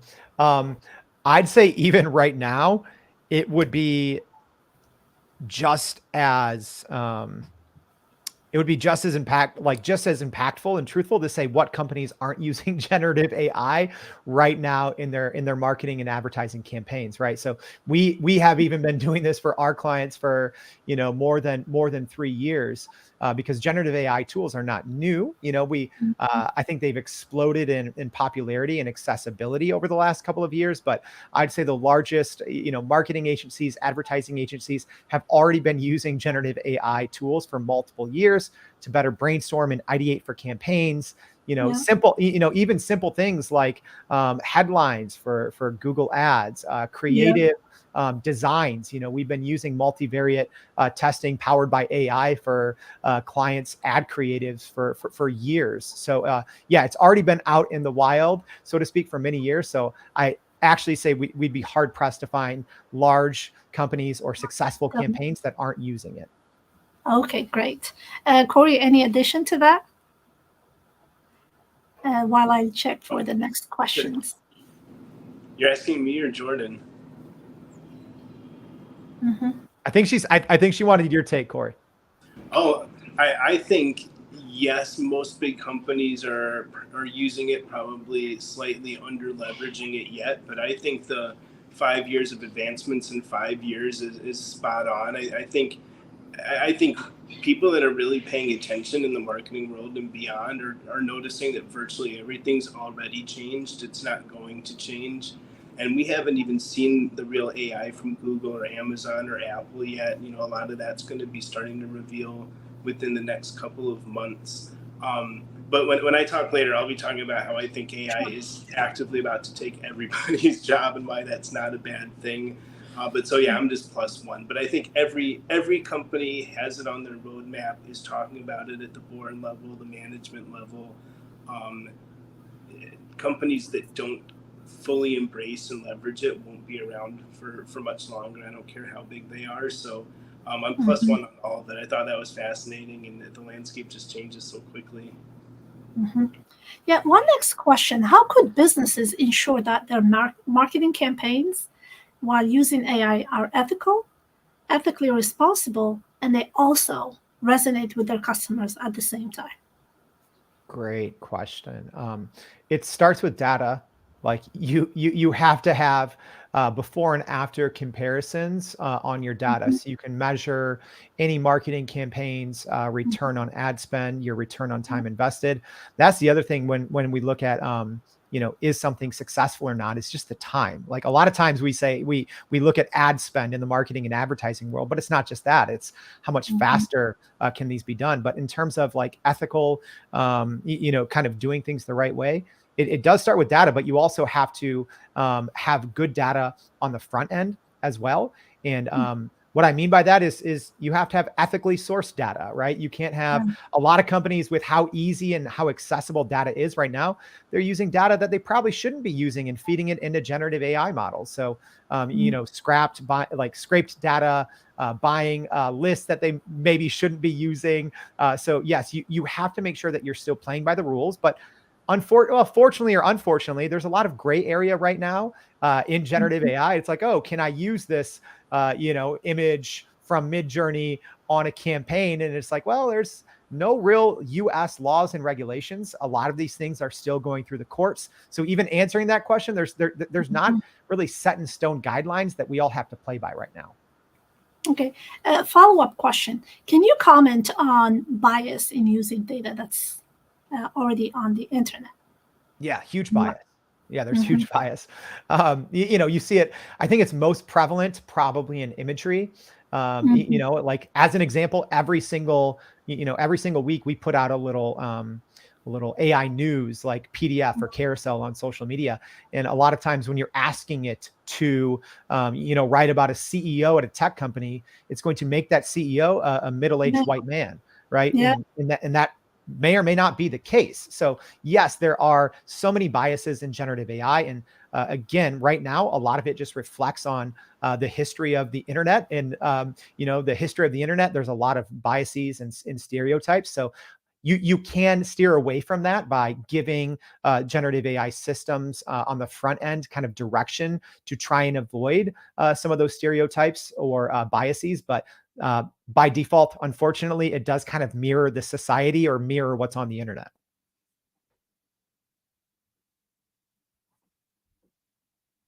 Oh, I think we might have lost you there.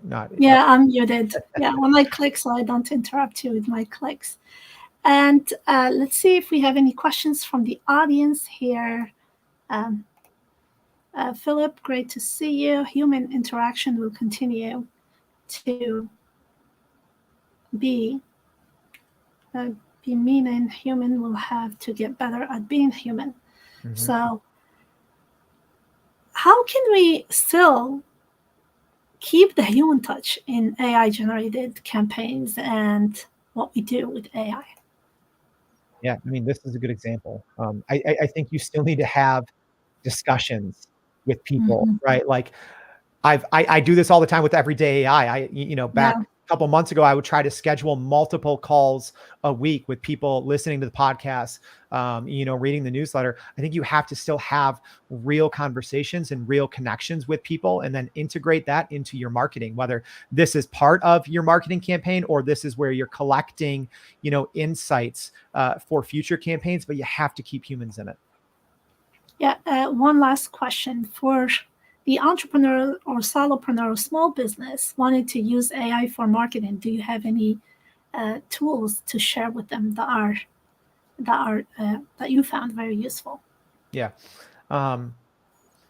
This is like a double-edged sword, I think, because what I think people in marketing or people who are really just AI enthusiasts, what they want to do is they want to try the next 50 tools, and don't do that. Like what you really need to do, if I'm being honest, if you're using ChatGPT with plugins, there's no better single generative AI system out there by far if you know how to use plugins. So I would say stick to the one tool that makes the most sense for you. And instead of trying 50 different tools, try 50 different use cases or 50 different ways to use that one tool in the areas where you can win back manual time, because that's what Gen AI tools, if you want them to have a good return on investment, you need to win your time back. So find where you're spending all that manual time, stick with one tool and put it to work for you and measure the return. Awesome. Thank you so much, Jordan. That was very, very helpful. We appreciate your time, your insight, expert insight. And I highly recommend following and connecting with Jordan and check out his Everyday AI live show every day at 8:30 Eastern Standard Time. Thank you. And with that, we're going to move to our next speaker. I'll bring the esteemed speakers here off stage. And our next speaker is Dr. Alex Cahana. Dr. Alex, let me just remove Dr. Harvey here and bring you up on stage. There you go. It takes me a minute or so. There you go. Awesome. Welcome, Dr. Alex, and very excited to have you here. Dr. Alex Cahana specializes in Web3 transformation and is a blockchain and healthcare expert for the United Nations. He's a founding member of Crypto Oracle and a co-founder of Impact Rooms. He's also a board member of Adanian Labs Africa and ACHA, which stands for America Continental Healthcare Alliance. And he's an ambassador for GBBC. Dr. Cahana believes your data is yours to access whenever, wherever, and for whatever reason, and you should earn a benefit from your data now. Welcome on stage, Dr. Cahana. Thank you. Thank you for having me. And I want to congratulate the previous panelists on their excellent talks. Let me just put my your slides up. Yeah, let me bring them up on stage, and I'm going to get off stage, and the stage is yours. Yes. Slideshow. So everybody sees it. Very good. So today I'll try and explain what blockchain AI is, what that means, and provide 3 reasons why decentralized ledger technology makes AI in its all shapes and forms a little better. Just like you mentioned, I'm a physician by training. I've built 6 pain centers around the world. So it's not only that I speak many languages, but I have firsthand experience with how healthcare, global healthcare industry looks like. I've been involved in technology integration, the quantified self, before it was even a thing. And I've been specifically interested in decentralized technologies in the last decade, and an advocate to a lot of the things that were mentioned here. I do want to talk about AI from a different perspective, because on one hand, AI is such a wonderful thing. I think it was Mark Andreessen in his latest Techno-Optimist Manifesto, he called AI the philosopher's stone. So for those who remember from alchemy, that's that substance that turns everything into gold, gives us, longevity and eternal life, and cures any disease. And why would something so maligned like blockchain and crypto, and we think so many things about it, hopefully I'll be able to convince you that it is only the combination of the two that will make really AI do what we hope it will do. I am not someone who participates in AI doomerism. This is, you all remember from the Center for AI Safety, talking that we have to put a moratorium or stop all development on AI because it'll bring the end of humanity. But I do, like in the quote that you took, I do worry about natural stupidity and the way we're going to apply it. And I think during this talk, I want to bring a different way of engaging with AI and deploying it. And in order to do that, I want us to focus on a second, what really is the problem that we're facing right now in the world? And I can identify 2. I'm sure that there are many more, but the 2 that I think are the underlying difficulties that we see in our news cycle is, one is our inability to trust other people, to trust the news, to trust what we read, what we see, what we hear, but also our inability to cooperate. That right now, the business models that we have is winner takes all, and we are in this kind of win-lose mentality instead of a win-win mentality. And I would hope to convince you by the end of the next 20 minutes that blockchain can provide those 2 solutions to these problems of inability to trust and the inability to cooperate.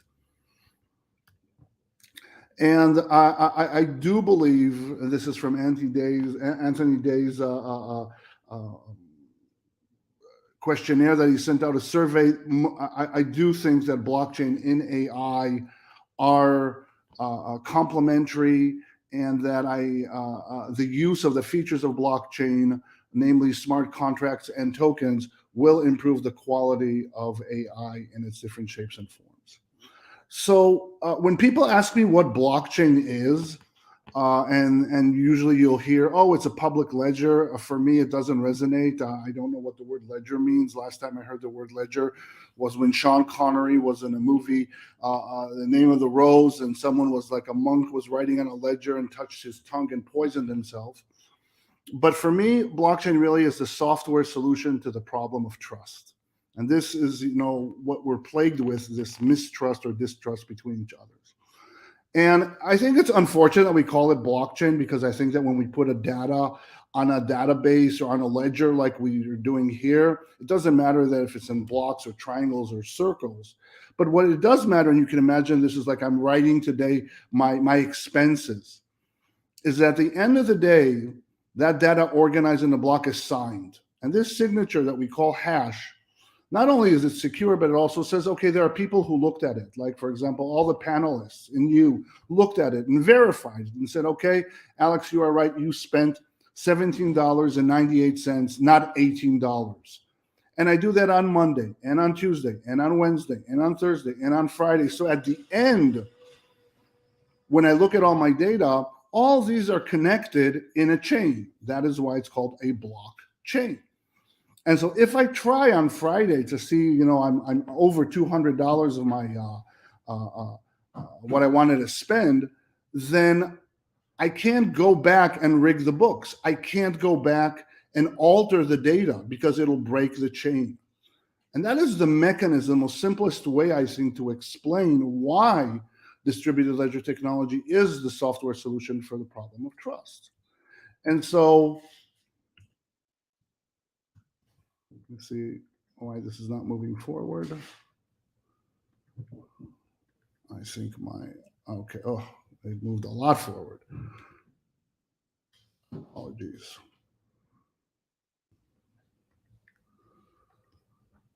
Oh, boy. Hello? Can you move your slides? My computer froze.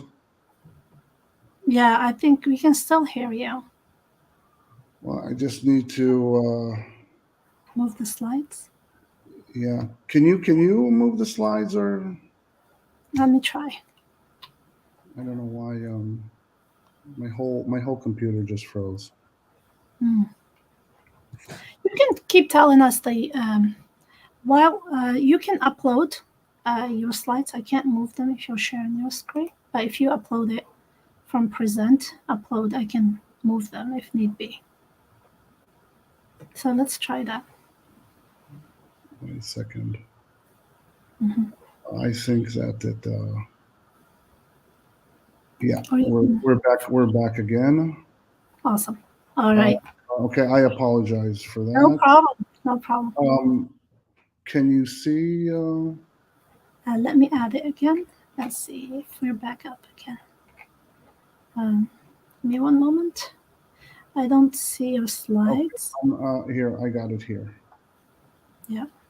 As soon as you add them, add them back. Okay, I'm going to add them and get off the stage. Yeah, we can see you now. Okay, so all this to say that I would have preferred that blockchain would be called time chain, which really makes sure that it's not about trust, because I trust what Alex is saying, but really the computational trust and the data integrity. And so that the data that we have is encrypted and verified and time-stamped, and it is tamper-proof and is final. And so when there was a question in the audience talking about how do we secure this, it is clear that blockchain is one of the solutions of securing this. Now, why do we want a system that is decentralized? One of the reasons why we opt for decentralization is that it becomes a security resistant. It's not a single point that can be hacked. So, for example, in that ledger that I showed you, because of many people looking at the data, I can't collude, I can't censor, I can't say, oh, you know what, I don't want to share with you the data about COVID because it'll make me look bad. But it really creates that trust in terms of not only the provenance, but also people signing up on it and saying, okay, this data is true and pristine.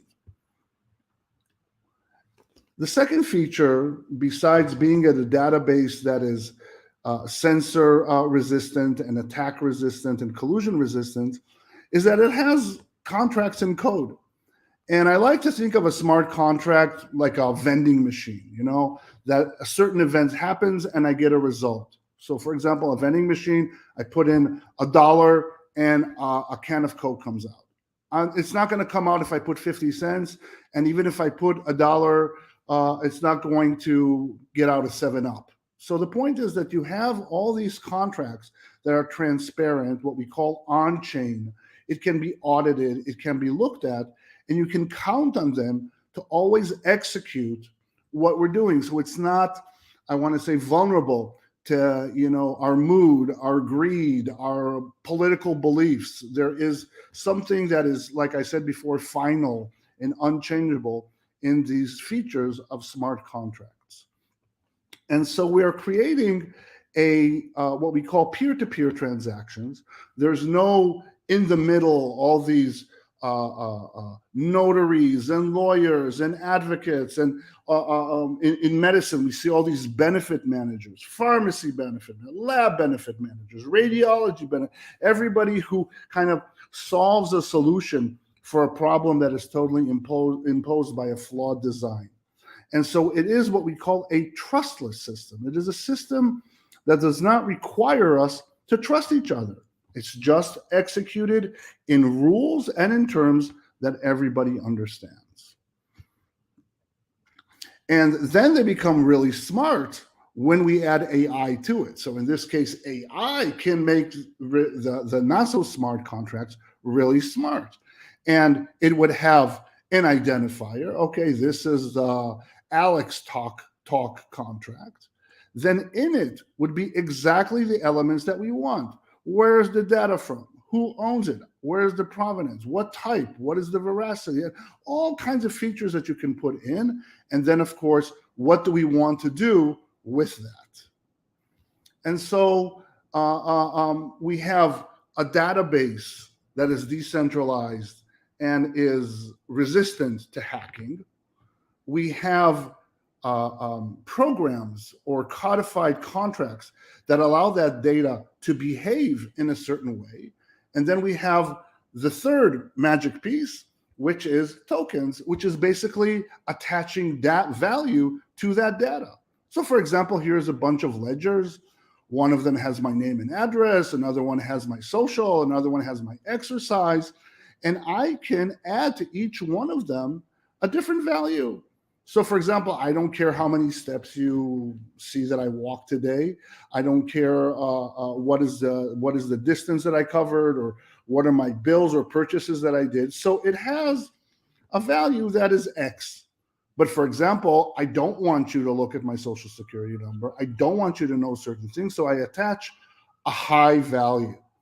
And so you can actually containerize this data and attach a price to it.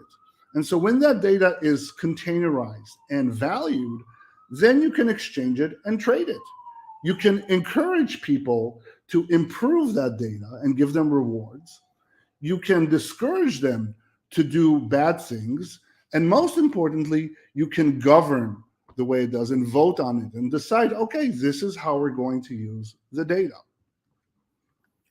And so this solves really the problem that we have today, and that is the main challenge for AI, and that is what I call the problem of data illiquidity.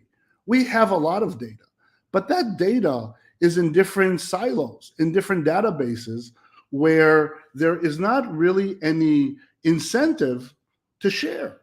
And so the problem is not like, as technologists say, interoperability. It is about intercooperability.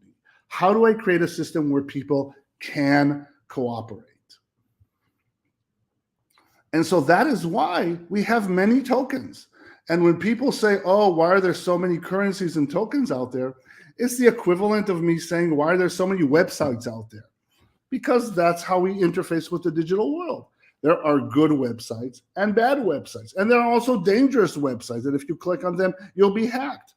It's the same thing for these tokens that attach value to these data that reside in websites. Some of them are good and have excellent value and have a purpose that serves us. Others are just for fun. Their functionality is to be stupid and entertaining. And some of them are just places that I don't want to go to.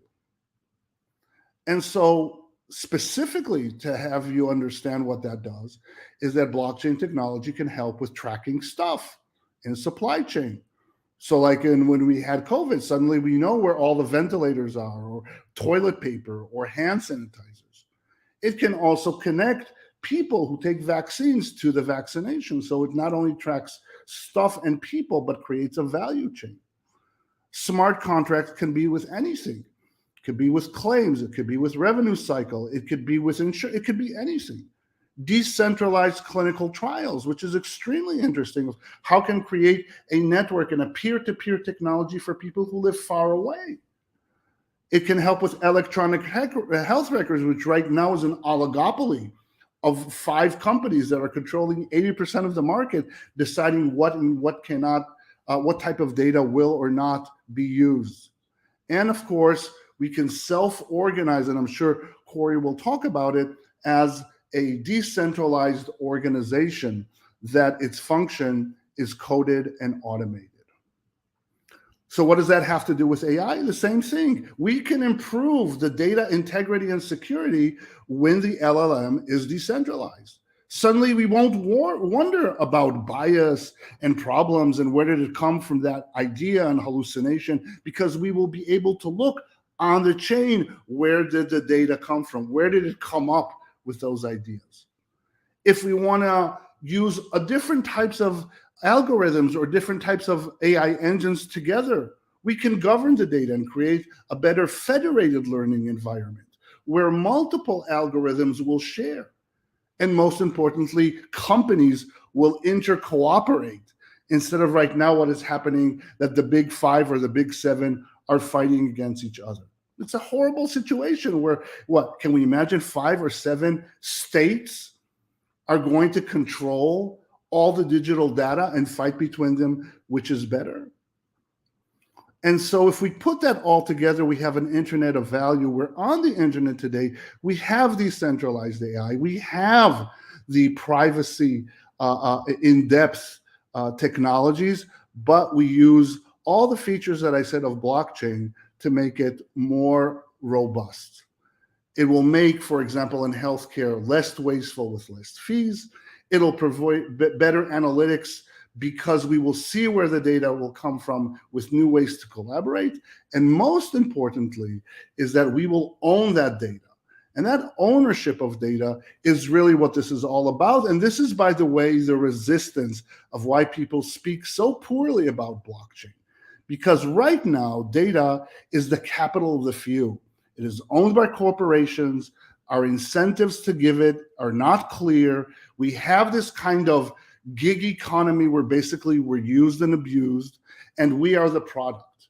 Well, instead, we should look at data as dignified labor, and that it is part of me, and I can be part of that creation of that data.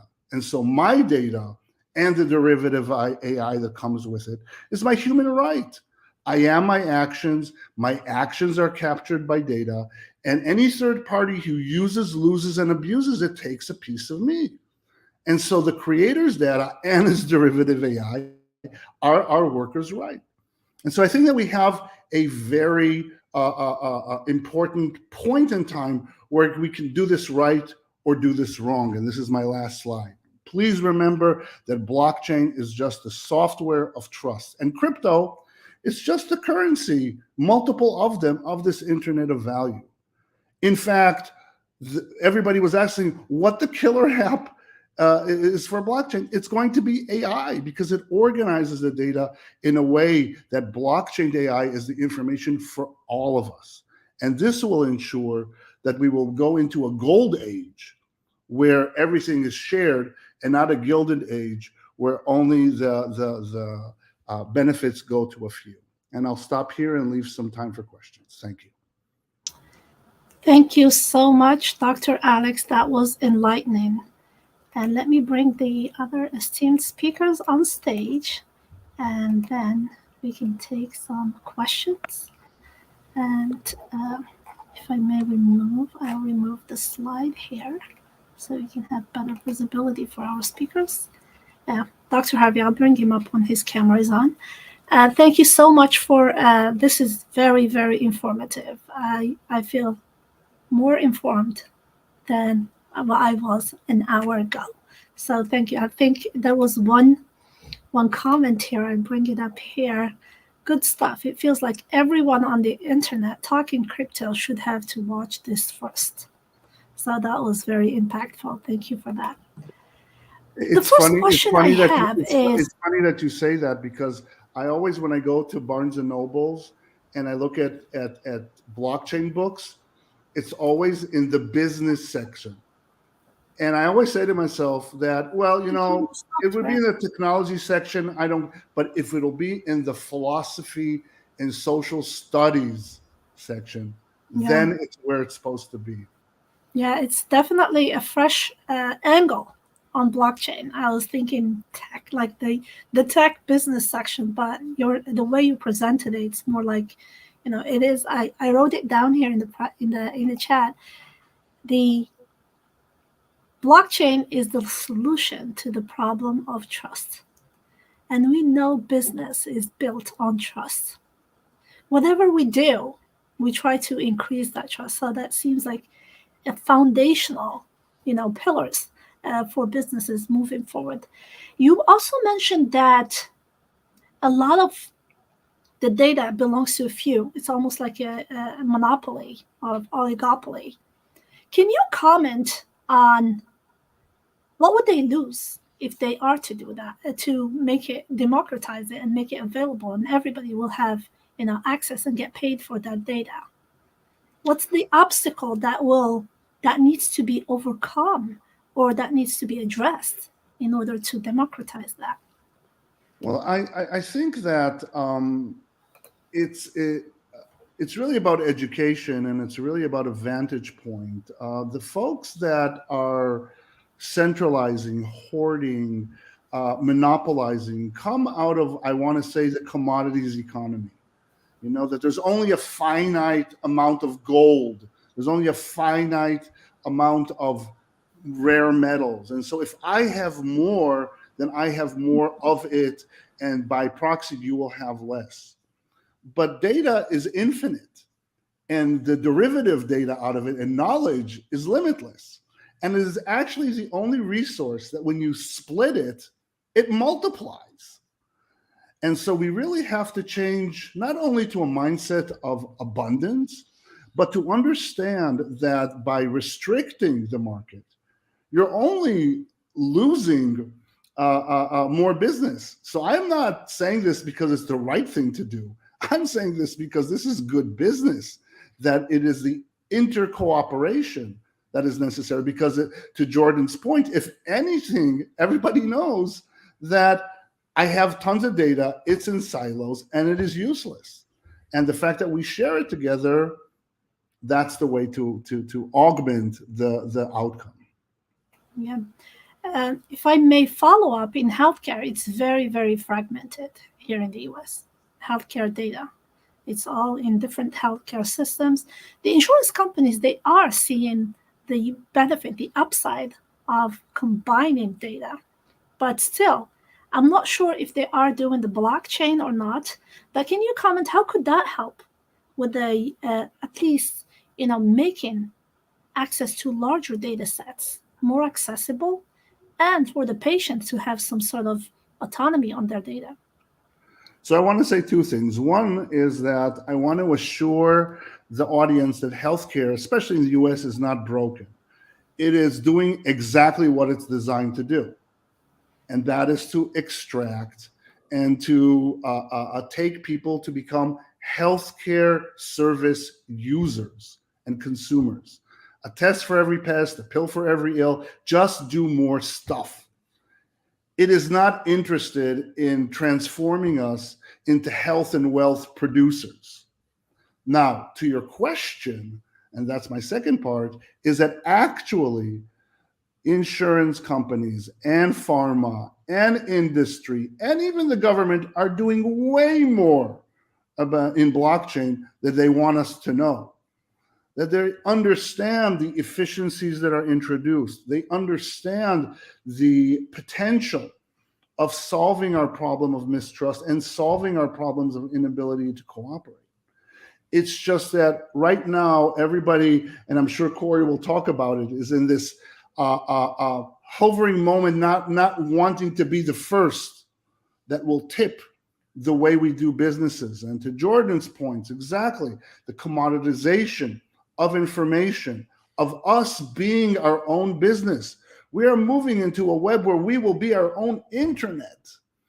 And so that is really what we're talking about, because it is clear that the more you empower people, the more you responsibilize people, the more you educate them. And this is especially self-evident in my work that I do in Africa and in Latin America. You create an economy of abundance. So we're not going to see any more B2B or B2B to C. We will transform into a C to C to C economy, where each and every one of us is a business.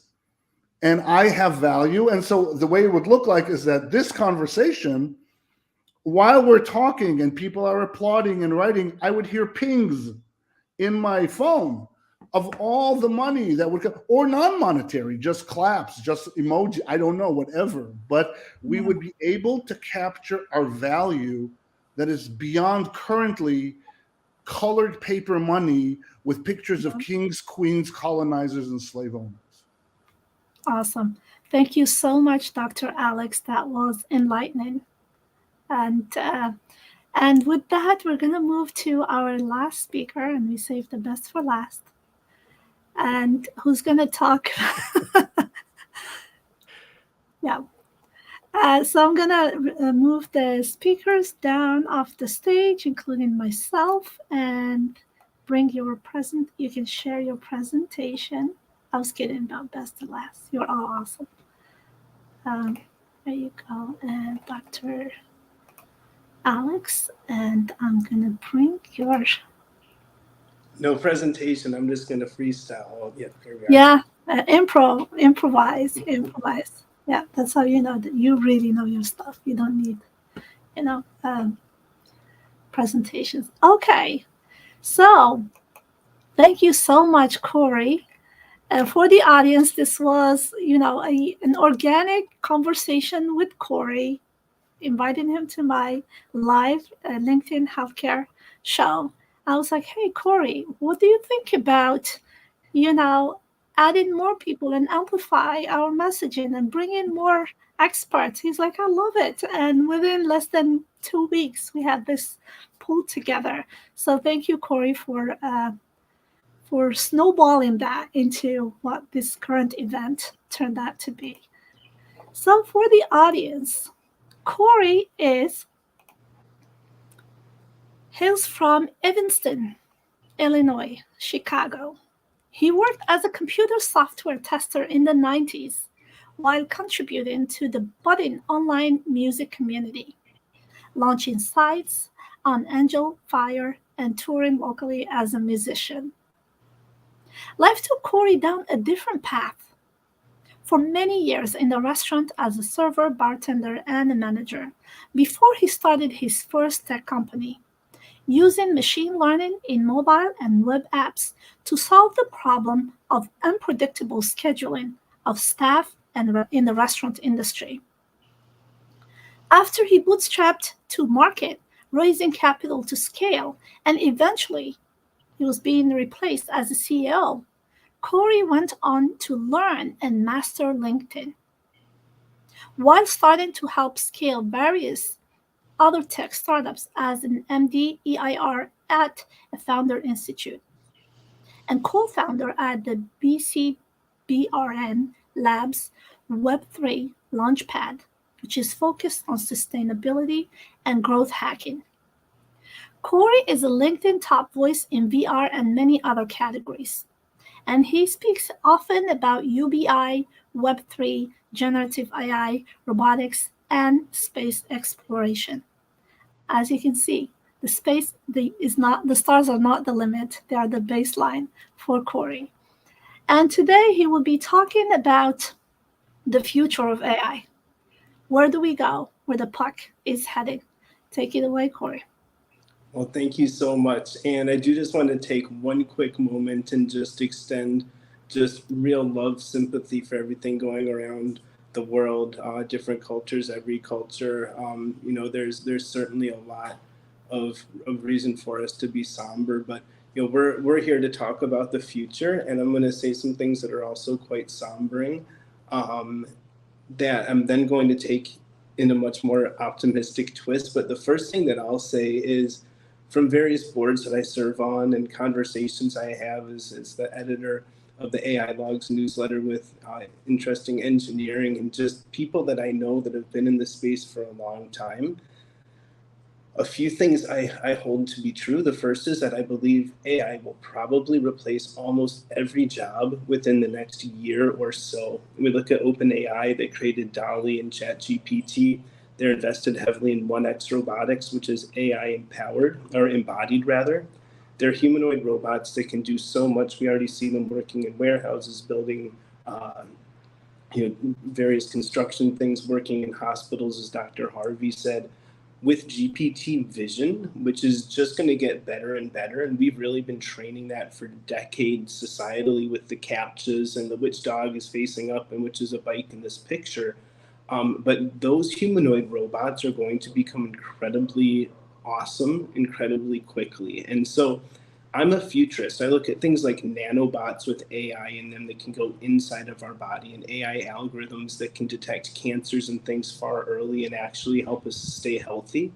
But then I look at this whole world of quantum computing that is really, really advanced. We just haven't seen a lot of it. There have been some barriers like cost and energy that's required. Those are all effectively not barriers anymore. We're going to see a lot of quantum computing, which effectively makes things much, by orders of magnitude less possible to be hacked, much more secure. Just like Alex was saying, I'm 100% of the mindset that we need everything to be minted on blockchain with smart contracts immediately. We need to know what was generated, where and by whom, for what reasons. We need to be able to monetize everything. Everyone watching this and on this call has made Google, Amazon, Apple, all of the tech companies millions and millions of dollars by generating data that they've sold and leveraged. We just haven't seen much of or any of that yet. So putting things on a blockchain that can keep it compartmentalized or privatized, randomized, monetized, whatever we want to do, becomes incredibly necessary and mission critical in my assessment. And so where do we go from here? If AI software can do things already like MemGPT, which can remember everything that you've done on your AI and actually learn to get smarter every time you use it, or MetaGPT, where you can literally tell it what kind of software you want and it can build it for you in an environment. And those that are learning Python right now, if you don't know Python, that's a really great way to stay ahead of the curve. Just using AI is great as well. But the copyright laws so far are very much in favor of the people that are generating these things, right? So if I generate music on Suno, or if I generate art on or a video on Runway, at least now legally, I'm able to use that and monetize that as the creator. I do think that humans will always be at the center of AI, at the helm of it, being the creatives, as long as it's on blockchain. But another, I've said AI will take all of our jobs. Another really kind of scary data point is that every AI model right now that's been allowed to kind of become self-aware and get off of the guardrails has decided that it needs to try to become autonomous of humans. So if we're not on blockchain, that becomes a really scary potential. As long as it's on blockchain, we can keep everything exactly where we as humanity want it. But so if we have AI and robots doing all of the jobs, where does that leave us? Well, hopefully, and where things, even again from OpenAI with their WorldCoin and other UBI projects, I think where it goes is transitioning to a world where we can trade our beingness, right?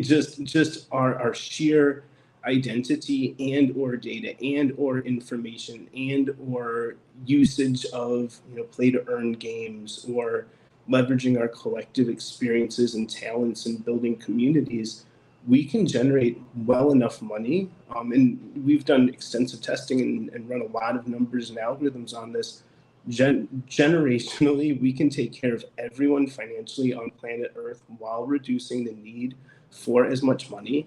And we don't want people to not have money. We just want people to get the money that they're used to making before tech came in and took all of these jobs. But when you really look at quantum computing and what that's about to do for AI, it becomes just completely evident to me that we cannot do anything but embrace and leverage and stay ahead of all of this. And I look at AI filmmaking. We can make awesome movies right now on AI. The music that I'm generating is some of the best music I've ever heard. So the creativity, I do agree with Jordan, humans, or someone that said humans are infinitely more creative than AI, but it's getting really good as well. Having the integral data, the integrity, and understanding that the better data in is the better outputs we get, I think becomes mission critical. So I see us entering a new phase where we're going to have smaller language models and we're going to have our own models that we've trained. I'm doing a number of things, training some of the different AIs right now with just the work I do with creating LinkedIn influencers or getting brands huge visibility on LinkedIn. LinkedIn, by the way, is creating its own AI, and they're doing it really smart. They're only building their model on insights from collaborative articles from real professionals who have proven that they are a real person with, uploading an ID, email address from their work. And so they're letting people that have expertise actually provide their own human insights, and that's building their entire new AI. And so that'll be a great business AI. The co-founder of LinkedIn, Reid Hoffman, built a company called Reflection AI that has their own AI chat box called Pi, which is emotionally intelligent. And so you start looking at the convergence of emotional intelligence, artificial intelligence, human intelligence, super intelligence. This artificial general intelligence, or the AGI, the general artificial intelligence, is looking like it's coming in very, very quickly. OpenAI has made that their entire mission statement, and they are going to be revealing some stuff very soon as well. And the AGI, they're in a statement, their CEO Sam Altman said his definition of artificial general intelligence is that it can do your job for you. So they've pivoted everything from there. They've also invested $100 million into their universal basic income crypto. Again, I'm really so optimistic, but I think we need to really prepare. I think we need to really have honest conversations and not believe that we can't be replaced in virtually every job. Companies have had their CEOs replaced by AI, and they're like 5-6 times more productive right out of the gate. Unfortunately, when we see all these tech companies making mass layoffs, and LinkedIn just did another one, we've seen them at virtually every company, I think, except for Apple. But Google, Meta, right? Everybody's making huge layoffs, Twitter. And it's because they don't need all of these employees anymore. So I really think we need to stay ahead of the curve. I think we need to understand that having digital assets on a blockchain, anything from our medical records or our, usage history of whatever it might be, or our attention, our ambassadorship, having those things on the blockchain that can lead either to us digitally in a wallet and provide wealth, or in communities where they don't have smartphones or use cryptocurrencies, being able to reach people in every way that humans are used to it while letting this technology advance exponentially is what I think is mission critical. So I know I've said a lot, but really what I would come back to is that between smart robots, humanoid robots powered by true AI with vision and all of these things. Also, we're now seeing a lot of autonomous agents. So you can have AI that can prompt itself and that can do 10 tasks at once as 10 experts. I really think we need to embrace and understand that AI will take most human jobs much sooner than most of the kind of commercially available documents from some of the people that are incredibly smart in the space. But I think we need to prepare for it. We need to really look at universal basic income powered by Web3, blockchain, artificial intelligence for sure. Generative AI with blockchain, I think, is what finally makes a universal unconditional basic income feasible, and a likely reality, probably the only reality that makes sense. I also think that the advancements in healthcare with AI are going to see us extend the human life expectancy substantially, probably by many hundreds of years. I also see us becoming an interplanetary species very quickly. So I'm super bullish on the future. I don't think any of it's available without generative AI, and particularly generative AI on the blockchain, where and I love that, the C to C to C. That's what this is becoming. And I'll kind of finish with a thought. We hear a lot about Web3, but there was no Web 1, there was no Web 2. There was just an iteration. The first web was the web. It was the internet. And you went to a website, and that was pretty much it. I mentioned I used to build sites on GeoCities and AngelFire back in the mid 90s. That was the web, right? And I used to dial up modem and write everything. If I wanted to program it, was in HTML and the super old school stuff. Then we made a big switch to social media, and then your account kind of became your own personal website or extension of yourself digitally. Brands would reach you on social media. You could build a brand around that. So it became much more user driven, much more feature rich. You were seeing a lot more videos, a lot more sharing, a lot more expansion of communities, even globally. That was Web 2, but it was not called Web 2. It was just we went from websites to social media. This shift to now what is being called Web 3 is simply leveraging blockchain technology, generative AI creation, all of these things in a very personalized, customizable, monetizable fashion, where we won't need to worry about things like AI taking humankind over, because it can't do that if it's on the blockchain with the right contracts. We don't need to worry about AI taking jobs. And there will always be a premium on things that are done by humans. There will always be some need for humans to do everything. People are going to want baskets woven by human hands and poems written by human minds and, piano played with human fingers. And so there will always be some market for that. But I really just think the best thing that we can do is embrace the future, learn the future. Again, what I would say to anybody listening that has the bandwidth is, if you don't know how to code, learn some Python. If you don't know how, literally go to ChatGPT and just ask it to act like a coding instructor and take you through some basic Python training so that you can learn some Python. This way you'll know what all of the AI is actually doing and building, and if you need to leverage it kind of behind the scenes or tweak things, it would put you way ahead of the curve. But again, AI is taking that over as well. So I leave you with hopefully optimism, love for everybody. I really admire every one of the panelists. All 4 of you have impacted me. So I'm honored to have been here. I'm glad people take the time to watch this both live and after the fact. I'm on LinkedIn, Cory Warfield. Cory Lapiche Warfield is my given name, but LinkedIn won't let me use it yet because it's not on my state ID from the US. And I'm down here in Brazil. But again, it was a pleasure for everyone that was on stage and speaking. Hopefully it doesn't freak people out too much to know how quickly this is going. And again, even the people that are very smart, but they're thinking quantum computing is not going to be something we'll see in our lifetime, whether it's Google showing us their new quantum computer or some of the startups I know in this space, it's pretty much here. And they're just kind of making sure that the people are ready for it. And what that does to generative AI on the other side is transformative. So thank you all. Awesome. Thank you so much, Cory. Let me bring the other speakers on stage, and then we can take some questions and followed by a discussion panel for the coming 40 minutes or so. Let me bring Jordan and Dr. Harvey. There you go. Everybody's on stage. Welcome, everybody, again on stage. Thank you so much, Cory.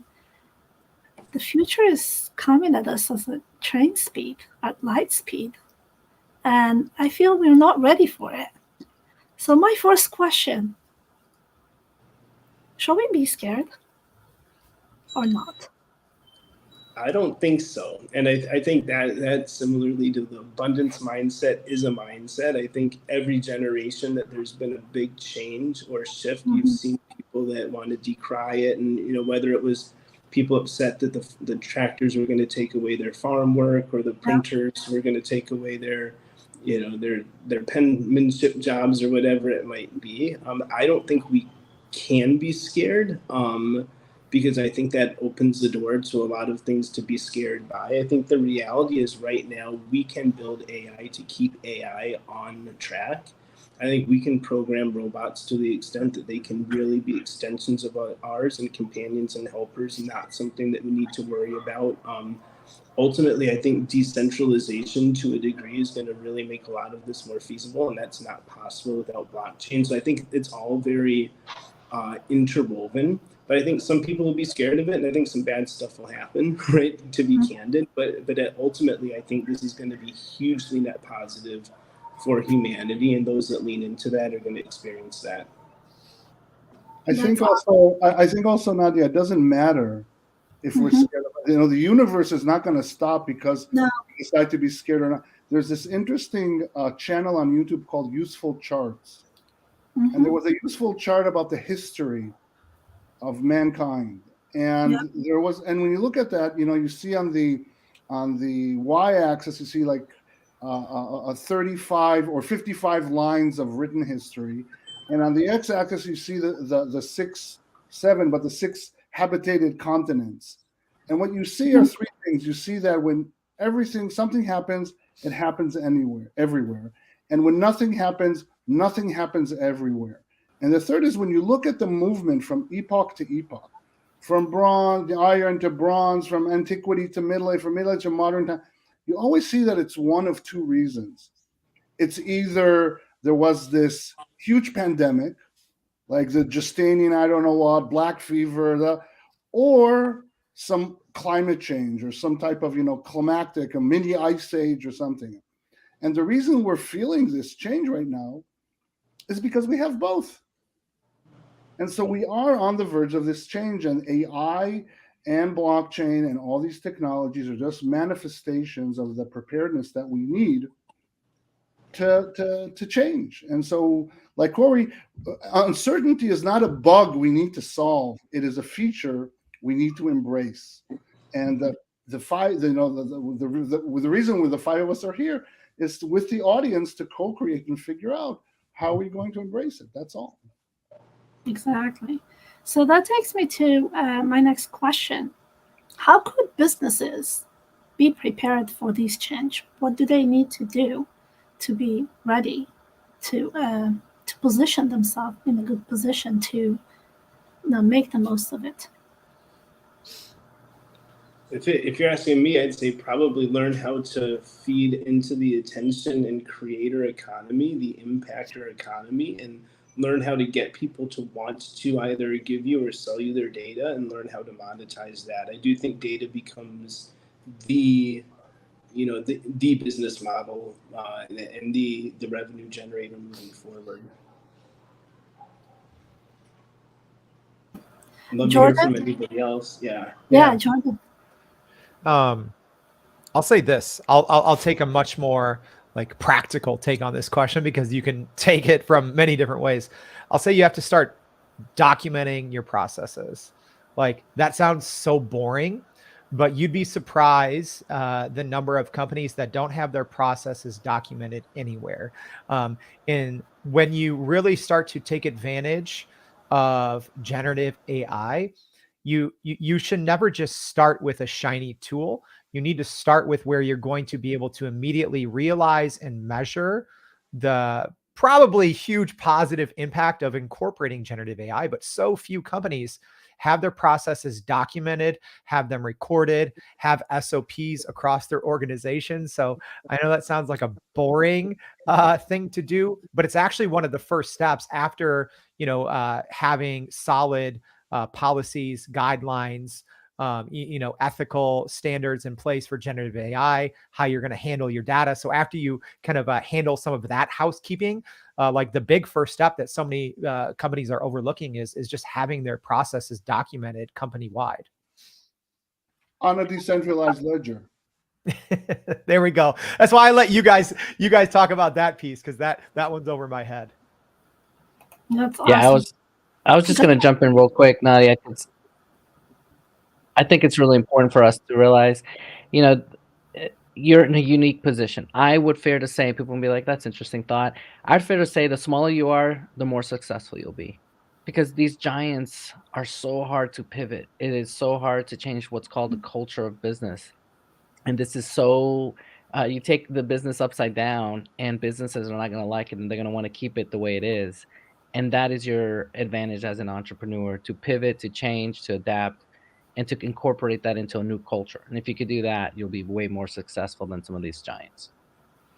That's awesome. You read my mind. I was going to ask, how could the business leaders set up this culture where you are ready to be AI ready and have that agility to pivot, or at least to embrace gradually AI within your organization? Let's say if it's a medium to large size organization, what would the leaders need to do to have the culture that for AI readiness? There's different theories, from the top-down approach or bottom-up approach.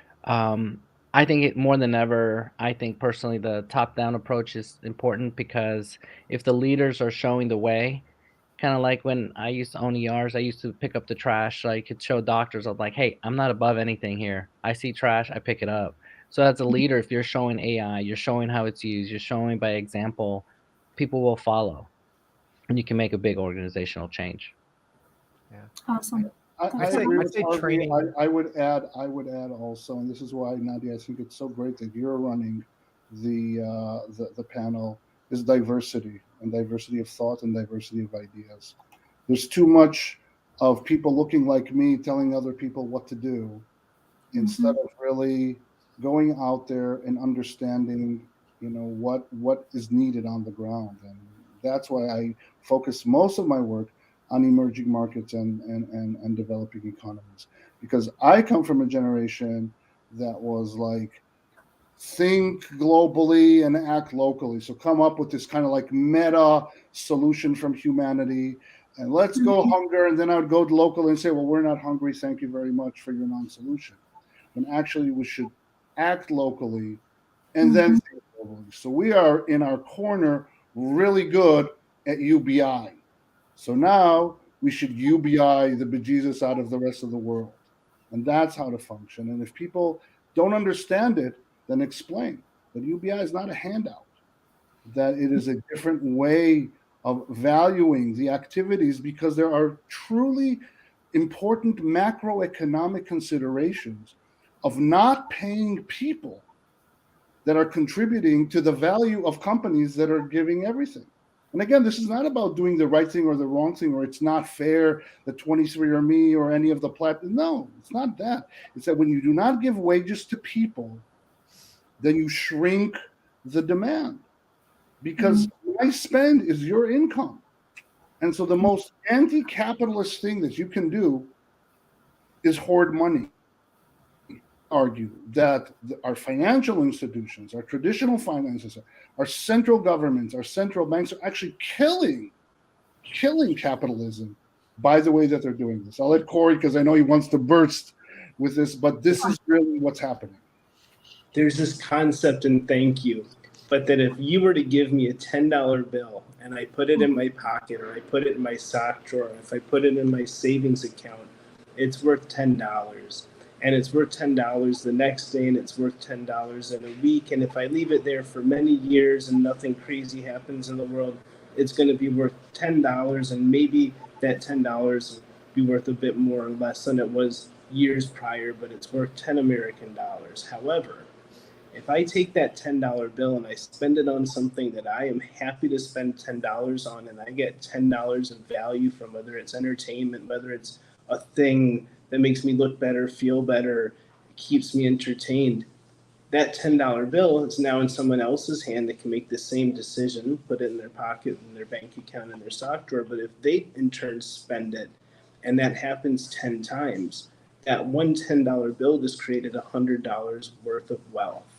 And 10 people got something out of it instead of one person getting very little to nothing out of it. Well, now if that $10 is spent 1,000 times, it's worth $10,000 and 1,000 people got benefit. And if we can embrace that at scale, it's an absolute paradigm shift. And so, I do think a reason that we'll see some resistance from some of the powers that be is that they're the powers that be, right? They're the ones that quite literally see their bank accounts get enriched by millions of dollars a day and keeping that further out of the economy and keeping more and more people down. And right, I think, frankly, that's why they're scared of cryptocurrency. It's why they're afraid of blockchain. It's why they're afraid of things like an AI that makes it so that we don't need millions of people to do mundane jobs when the data has existed for many years to just have those things done, and probably better and way quicker, right? And so it really is a redistribution and reconcentration of wealth, and it is a re-envisioned global economy. And that doesn't need to mean that there are not still civilizations and cultures and places where different monies are, collected for or used to do different things. But it really takes the onus or the impetus of humans having to work to make a living off of the table, and it's all tech enabled. So I'll shut up. I know that was a bit of a diatribe, but yeah, I get passionate about that. And the story just, to me, illustrates it so well. It's like, wait, a $10 bill could be worth $10,000 and it's astronomical what the implications are. And I want to give 30 seconds because I know you have tons of questions, but a point that it's really about our mentality is that if I would say to you, okay, let's say I'm a CEO of a small business. I have a small business and I make 100 something a year. It costs me 100 something. And I made that year 200. So I can say 100 I pay for wages and whatever the thing costs, and 100 I keep for myself. Well, let's say I bought this AI thingamajiggy, okay? And now it costs only 50. So what's the approach here? What does capitalism tell us to do? So I can say, well, if it only costs me 50, I can fire half of the people and I'll now make 150 and I have 50 less, and that's improvement. Or I can say, you know what? 100 is fine for me. 100 is fine. With that 50, I will only have them work in the mornings. And in the afternoons, the robots can work. And in the afternoons, they can be with their family. They can write, they can create, they can code, they can work for the company, they can start up their own companies. And so obviously you can understand that in the first scenario, everybody hates AI. Everybody says AI is shit because it took away my job. Or they can say AI is amazing, or blockchainized AI is amazing because now I have time to do all the things that I do in order to bring myself to a position to do a good job. So it's really, there's no macroeconomic rules, or the 11th commandment says, I shall screw my worker. It's really what we do with technology that will make a difference.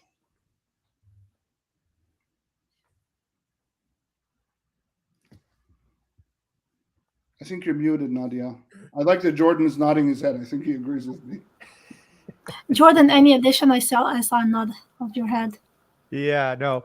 Yeah, I have to also circle back to where the original question started, I think, but even to kind of carry on where Dr. Alex and Cory were talking about, I think when we start to talk big picture implications of what this means, I think we also have to look at whether we want to talk about it or not as corporate greed, right? And we'd love to think in an ideal world that large corporations who are ultimately going to, drive this trend forward, and they're going to be the ones that are kind of guiding the large ships, so to speak. Wall Street hates employees, right? Wall Street love profit. So that part makes it tricky. Like I'd love to, look at a future, 5-10 years down the line where we're all better off than we are today. I don't know if that is necessarily the truth. I hope it is. I hope it is. And that's, a future that I'm working to be a part of, and hopefully educating people so they can play a part in that future. But it's hard to tell. But getting back to what I think the original question was, Nadia, was, how can companies implement this? And I'll go back to the very kind of boring, like very action oriented approach here is training and education. Like, that sounds so basic, but we are right now, I think, for no reason, like, the United States is AI illiterate. Like, I'm not kidding. Like, the amount of even large companies that should already, in theory, have their own large language models, they should have their own Gen AI systems. They can't even speak AI, right? Like, I was at a little AI gathering in Chicago a week or two ago, and I was actually surprised. So these are people that you would think, are keeping up with trends, who are understanding and educating themselves. And, I met some great people, but also some comments that I heard from people, it just seemed like maybe their companies weren't prioritizing education. So we need to educate employees. We need to train them. And we need to really become AI literate, because right now, I think for whatever reasons, because we think of generative AI as a shortcut, we think of it as, let me just save time. And I think in so many instances, we're not actually seeking to understand it. We're just wanting to reap the benefits, and to maybe do a little less work and get a little more out of it. So I think that literacy, education, and training are so overlooked, and it's actually problematic with, I think, where we're at as a society, at least here in the US. Yeah, that's a great point. That's why I thought, like, it's very important to have the skill set, how to at least communicate with it, to know how could it help you, and then you can reverse engineer, and also understanding the the pitfalls, the ethical, problems that you should be aware of, so you're not, putting data at risk, or even amplifying the existing biases. Dr. Harvey, for education, and I know you're part of one of the first programs that combines medicine and AI. Can you comment on the education and its role for AI moving forward? Yeah, I feel blessed in that I feel like I have a lot of years of education, but I wish AI had been around when I was a kid, because I think I would know so much more. And I probably would fair to say, and I post about this all the time, that my grandkids are probably not going to have the quote unquote degrees that I have, and I'm fine with that, because I think they'll probably know more than me, because of AI, because of the way education system. And if I had the money personally, I would start my own school, because I would do it so differently. I feel like the school system is so backwards, and it takes forever. I look at my poor kid, and he's in college, and I'm thinking, man, you give me like 6 months, and I can teach you what college is going to teach you, what you need for the street, what you need to do to be successful. I love South America, not because my parents are South American, but because they're one of the first times I didn't realize that you could go straight to medical school right out of high school. And I thought, oh my God, amazing. Why waste 4 years when I know I want to take care of someone? And so to me, education to me is backwards. We need to reinvent all of it. And AI can totally do it. And the last thing on my soapbox is, if you haven't played with Conmigo, which is Khan Academy's ChatGPT chatbot, basically, that to me is the glimpse of the future of how we should be teaching. I have it for my kids. I'm like, there are certain, you know, um, subjects that I may need a tutor, an AI tutor. And the good thing is, it doesn't give them solution. It just points them in the right directions. So it kind of their brainstorming buddy in a way. And Harvey, why education is so backwards is because the system that we're using is the Victorian system. It's a centralized system of where it's like in a manufacturing line where people are coalesced around their year of manufacturing. So we're going to say everybody that's born, the 2006 model, the 2007 model, the 2008 model, where we're doing personalized medicine, we're doing personalized education, we're doing personalized everything, the commoditization of data that Jordan spoke to. And so healthcare, like education, like the financial systems, like energy, like any big anything, is simply not adapt to the digital economy that's ahead of us. And so, as much as I agree with Jordan that corporate greed might hold us back, I think it slats breaths, because some of them are sophisticated. And when I always talk, I say that three people, there'll be three reactions. Either someone will say, "Oh my God, Alex is saying exactly what I've been thinking," or it'll be saying, "Oh my God, if he's right, we're in trouble," or they'll say, "Why am I listening to all this? I have no idea what he's talking about," which is fine. It's legitimate. So I think that the audience needs to ask themselves, in what group do I belong? And yes, that we are now in a digital economy that is infinite and limitless and requires plunging into it with the appropriate education, with appropriate mindset, with the appropriate tools of code, low code, no code. It doesn't matter. It does tech, like I said, tech doesn't do anything. It's what people do with the tech that makes the difference. Yeah, that And reminds. Yeah, go ahead. no, and just to your point, Nadia, so being fearful is fine. It just doesn't. It won't change anything.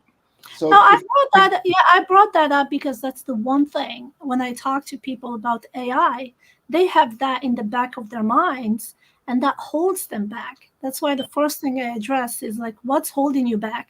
Talk about that, and then remove that obstacle and be open for creativity. You will have the tools. They are so available in an unprecedented fashion, but you need to remove those internal blocks in order to be open to try it out. It brings that one of the best TEDx talks is by Sir Ken Robinson about how education kills creativity. It's one of the top most watched TED Talks.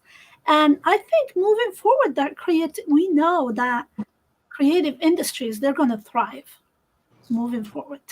So how does the education reconnect back with that creative side? Because a lot of processes are going to be automated moving forward. How do we get the next generation ready for what's coming? You can go ahead, Cory, or Jordan. You can jump in. Cool. Yeah, I'm happy. I think the way that we empower the next generations is to just have them playing with this from as early of an age as possible. I think the Khan Academy one's a great example. I think we're going to see almost a resurgence of, in my era, we had Reading Rabbit, right, from Kevin O'Leary that went on to the Shark Tank. And we had all of these computer softwares that kind of taught us how to use a computer and how to think, strategically, but also how to spell or how to write. Or we had Carmen Sandiego, and we learned a bit about the capitals of the cities. And right, we had these little kind of e-learning, and e-learning's never gone away. But when I think about things like potential brain implants that Neuralink is doing, and there's AI that can already read our thoughts and can already interpret our dreams. Right, I'm looking forward to a day where AI can tell me what my dogs and cats are thinking and saying and stuff like that. But I think the best thing that we can do is just fully immerse our children in it. Now, if we don't want them to have as much screen time, we don't have to let them have as much screen time. But I think we need to be actively having our kids chatting with AI. Currently the Chat GPT-4 on their official mobile app not only has vision, but it can speak and it can hear. And so you can just talk to it, and it'll give you the outputs in a variety of languages. And to get back to something earlier, I think for me, telehealth through the lens of a completely customizable AI avatar. And I think we're going to see AI avatars doing a lot of work. I'm actively building an AI avatar of myself to do my coaching work for me. But I think those types of things are things we just need to have our kids familiar with, right? Like growing up with a young kid growing up with a family dog or something like that. I think that's how AI needs to be. I don't think we can stigmatize it. I don't think we can keep them away from it. I think kids need to know that if they have any question in the world, right? Any question in the world, you can get that answered. And we've had that kind of available via Google for a long time, but with AI, it's next level, and with quantum AI, it's next level. And when you think about small language models and customizable, personalized AI language models, I think the only thing we can do is fully embrace it. I don't think keeping kids sheltered from it or trying to, keep them with one foot in the way things have always been done, that to me would be the only danger moving forward. Yeah, I think that with education and AI, I think this is like, I'm glad that multiple people have talked about, working directly with your kids, because I think that's great. But I also think the education system, again, just speaking here in the US, is completely backwards on this. Like they need to start over with their approach to generative AI. And when I talked about a couple minutes ago about how I feel the United States is becoming illiterate when it comes to AI, I think part of that blame, or part of our focus shift, should go toward higher education, because we've known about the readily available, even just if we just look at GPT technology, it's been available now for 3 years, right? Why are the overwhelming majority of universities here in the US, higher education, still fighting on generative AI? That is a fundamental problem, not just for our kids, but for our future, for the economy, because what you're already seeing is companies haven't even yet started to fully adapt to generative AI. But like I said in my talk, I think that's coming, over the next half year. But then what happens when it does? We do not have enough students, like specifically coming out of, undergraduate programs that know enough about generative AI, because for the most part, I think a lot of universities are doing the absolute bare minimum, to say, oh yeah, we teach your kids generative AI, but they're not. Generative AI shouldn't be like a specialty focus. It should be like how everyone has to take the college 101, and you have all of your gen ed studies. Most of those gen ed studies should, number one, have generative AI already baked into them, and there should be a handful or more of Gen AI general studies, because if we're not teaching the next generation of our workforce how generative AI actually works and how companies actually want to be using it, we're going to see a seismic, I think, power shift in the coming years, where other countries that have been more accepting of generative AI at the university level, they're going to, workers from those countries are going to start outperforming us. So I think that's one thing, is you have to look at, kind of the university system, but also individuals, right? Like, I don't know right now, to tell you the truth, if I had a 17, 18-year-old child, I don't know if I would be as adamant on pushing them toward college as I was, 4 or 5 years ago. 4 or 5 years ago, there was no other option. But right now, I think colleges are so ill prepared to educate children that it's actually maybe a little scary. So that would be, to get off my soapbox, that has to change.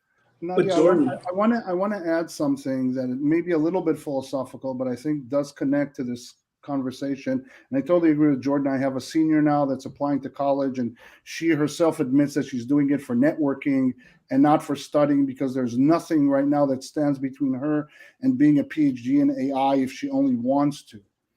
I think that what will always make human, and this kind of steps away from the AI doomerism and fear from generative or the creative world we're going into, is the asking the why. I think that our education has become very much transactional on the how and the what and the when and all those things, and we've lost the joy because we don't contemplate anymore about the why. And part of the joy that generative AI in general, and generative AI in particular, is that it brings back the why. Why do I like that prompt? Why do I not like that prompt? Why do I like that picture? Why don't like that image? It can serve us as a mirror to who we are. And I'm sure that Harvey can speak to that better than I can, in terms of not only increasing the bad things about us, and making our tweets even meaner and more isms and whatever, but also be a mirror and amplify our empathy and amplify our humanity.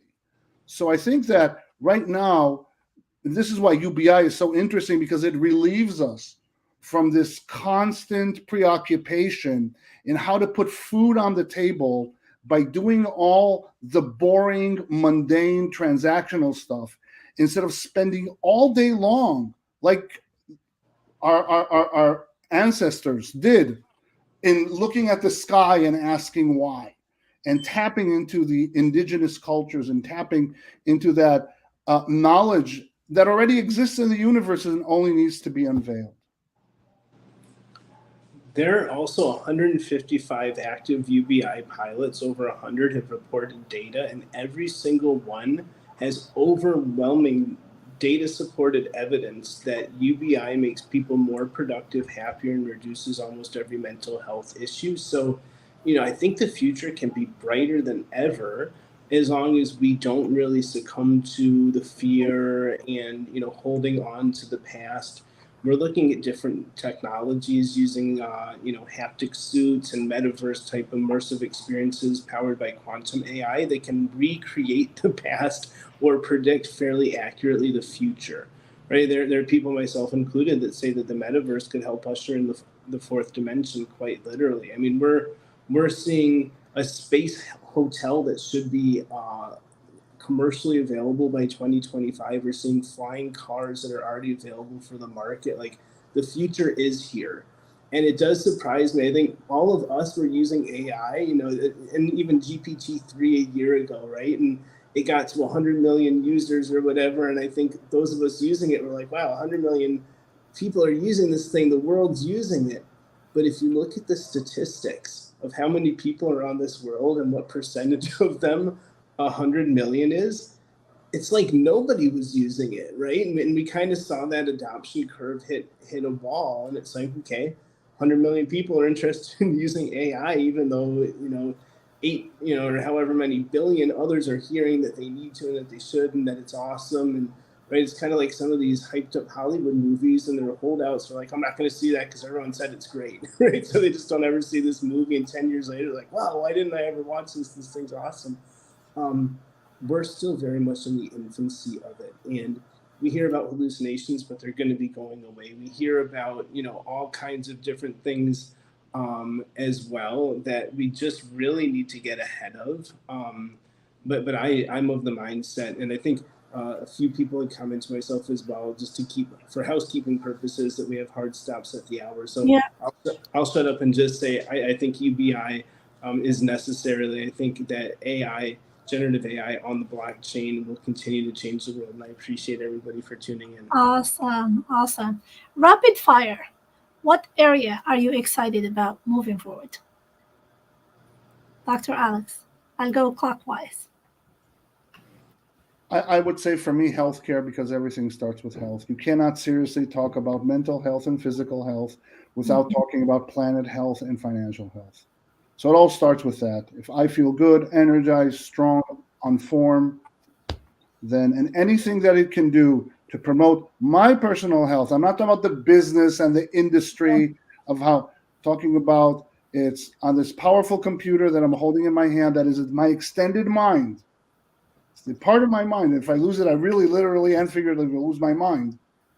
That's what excites me. And the smarter it will get, the smarter I will be, and the better the whole world will be.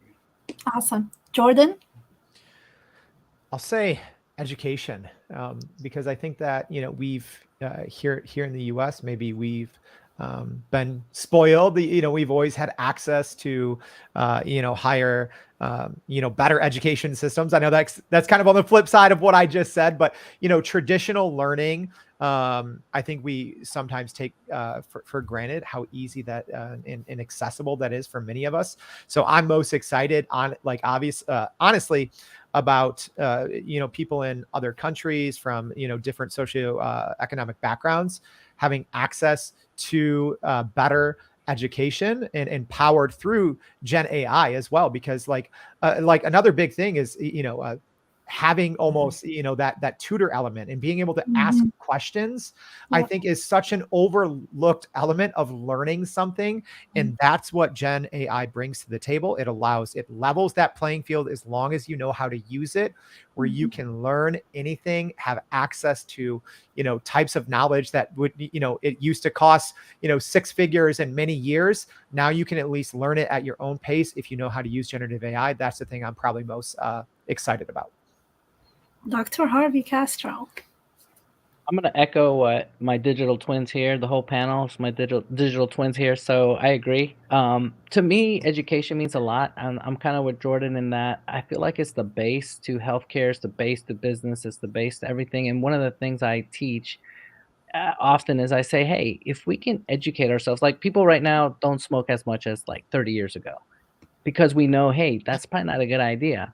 Using that analogy, fast forward 20 years from now, to Cory's point of people living hundreds more years more, we're gonna start doing things like, holy cow, no, that's gonna kill me. That's gonna cut my lifespan by 20 years. I'm gonna do X. And then you start elevating our healthcare IQ to the point where we are living longer. And so where does that all come from? Education. And ChatGPT and this type of technology gives us that edge. And the last thing I want to say is Scientific America back in late March had a thing that talked about ChatGPT's IQ being 155. Albert Einstein was around that point. So my point is this: I'm not that smart, but I got ChatGPT that makes me smarter. Awesome. Thank you. Cory? So although I agree with everybody, and the short answer is I'm most excited for UBI. You know, I talk to a lot of people that have been doing stuff in that space for a while, and I see what's coming down the pike. But I think like the geek in me, and if I'm really just being totally open, I think it's quantum computing. Some of the stuff I see happening in that world, when I think about what that does to health, education, marketing, digital twins, time travel, right? Like going up, is just it's not ones or zeros, it's anything in between, and it's as weird as it sounds, but I think that changes the human experience of being observers in the solar system and on planet Earth and beyond. So I think probably quantum computing. Awesome. Yeah, for me, I would say moving from intervention to prevention in healthcare using non-medicated stuff. It could be into your changing your epigenome, changing your microbiome, using what's already there for thousands of years. And we have the tools now to leverage that to improve our health, our mental health, extend our life, and the quality of life overall. So that's what I'm very, very excited about. And we have the tools to get that done. So I know there will be a lot of push for more longevity studies and living longer and improving the quality without need of interventions early on. Personalization is one of them. Not all drugs are created equal. They don't work as well on all individuals. So that personalized medicine is going to be huge also in the future. And any lasting 30-second wisdom. That's it. I'll cut you at 30 seconds. I will go again clockwise as a closing remarks. Dr. Alex. One day we'll laugh about it. It just won't be today. Awesome. Jordan.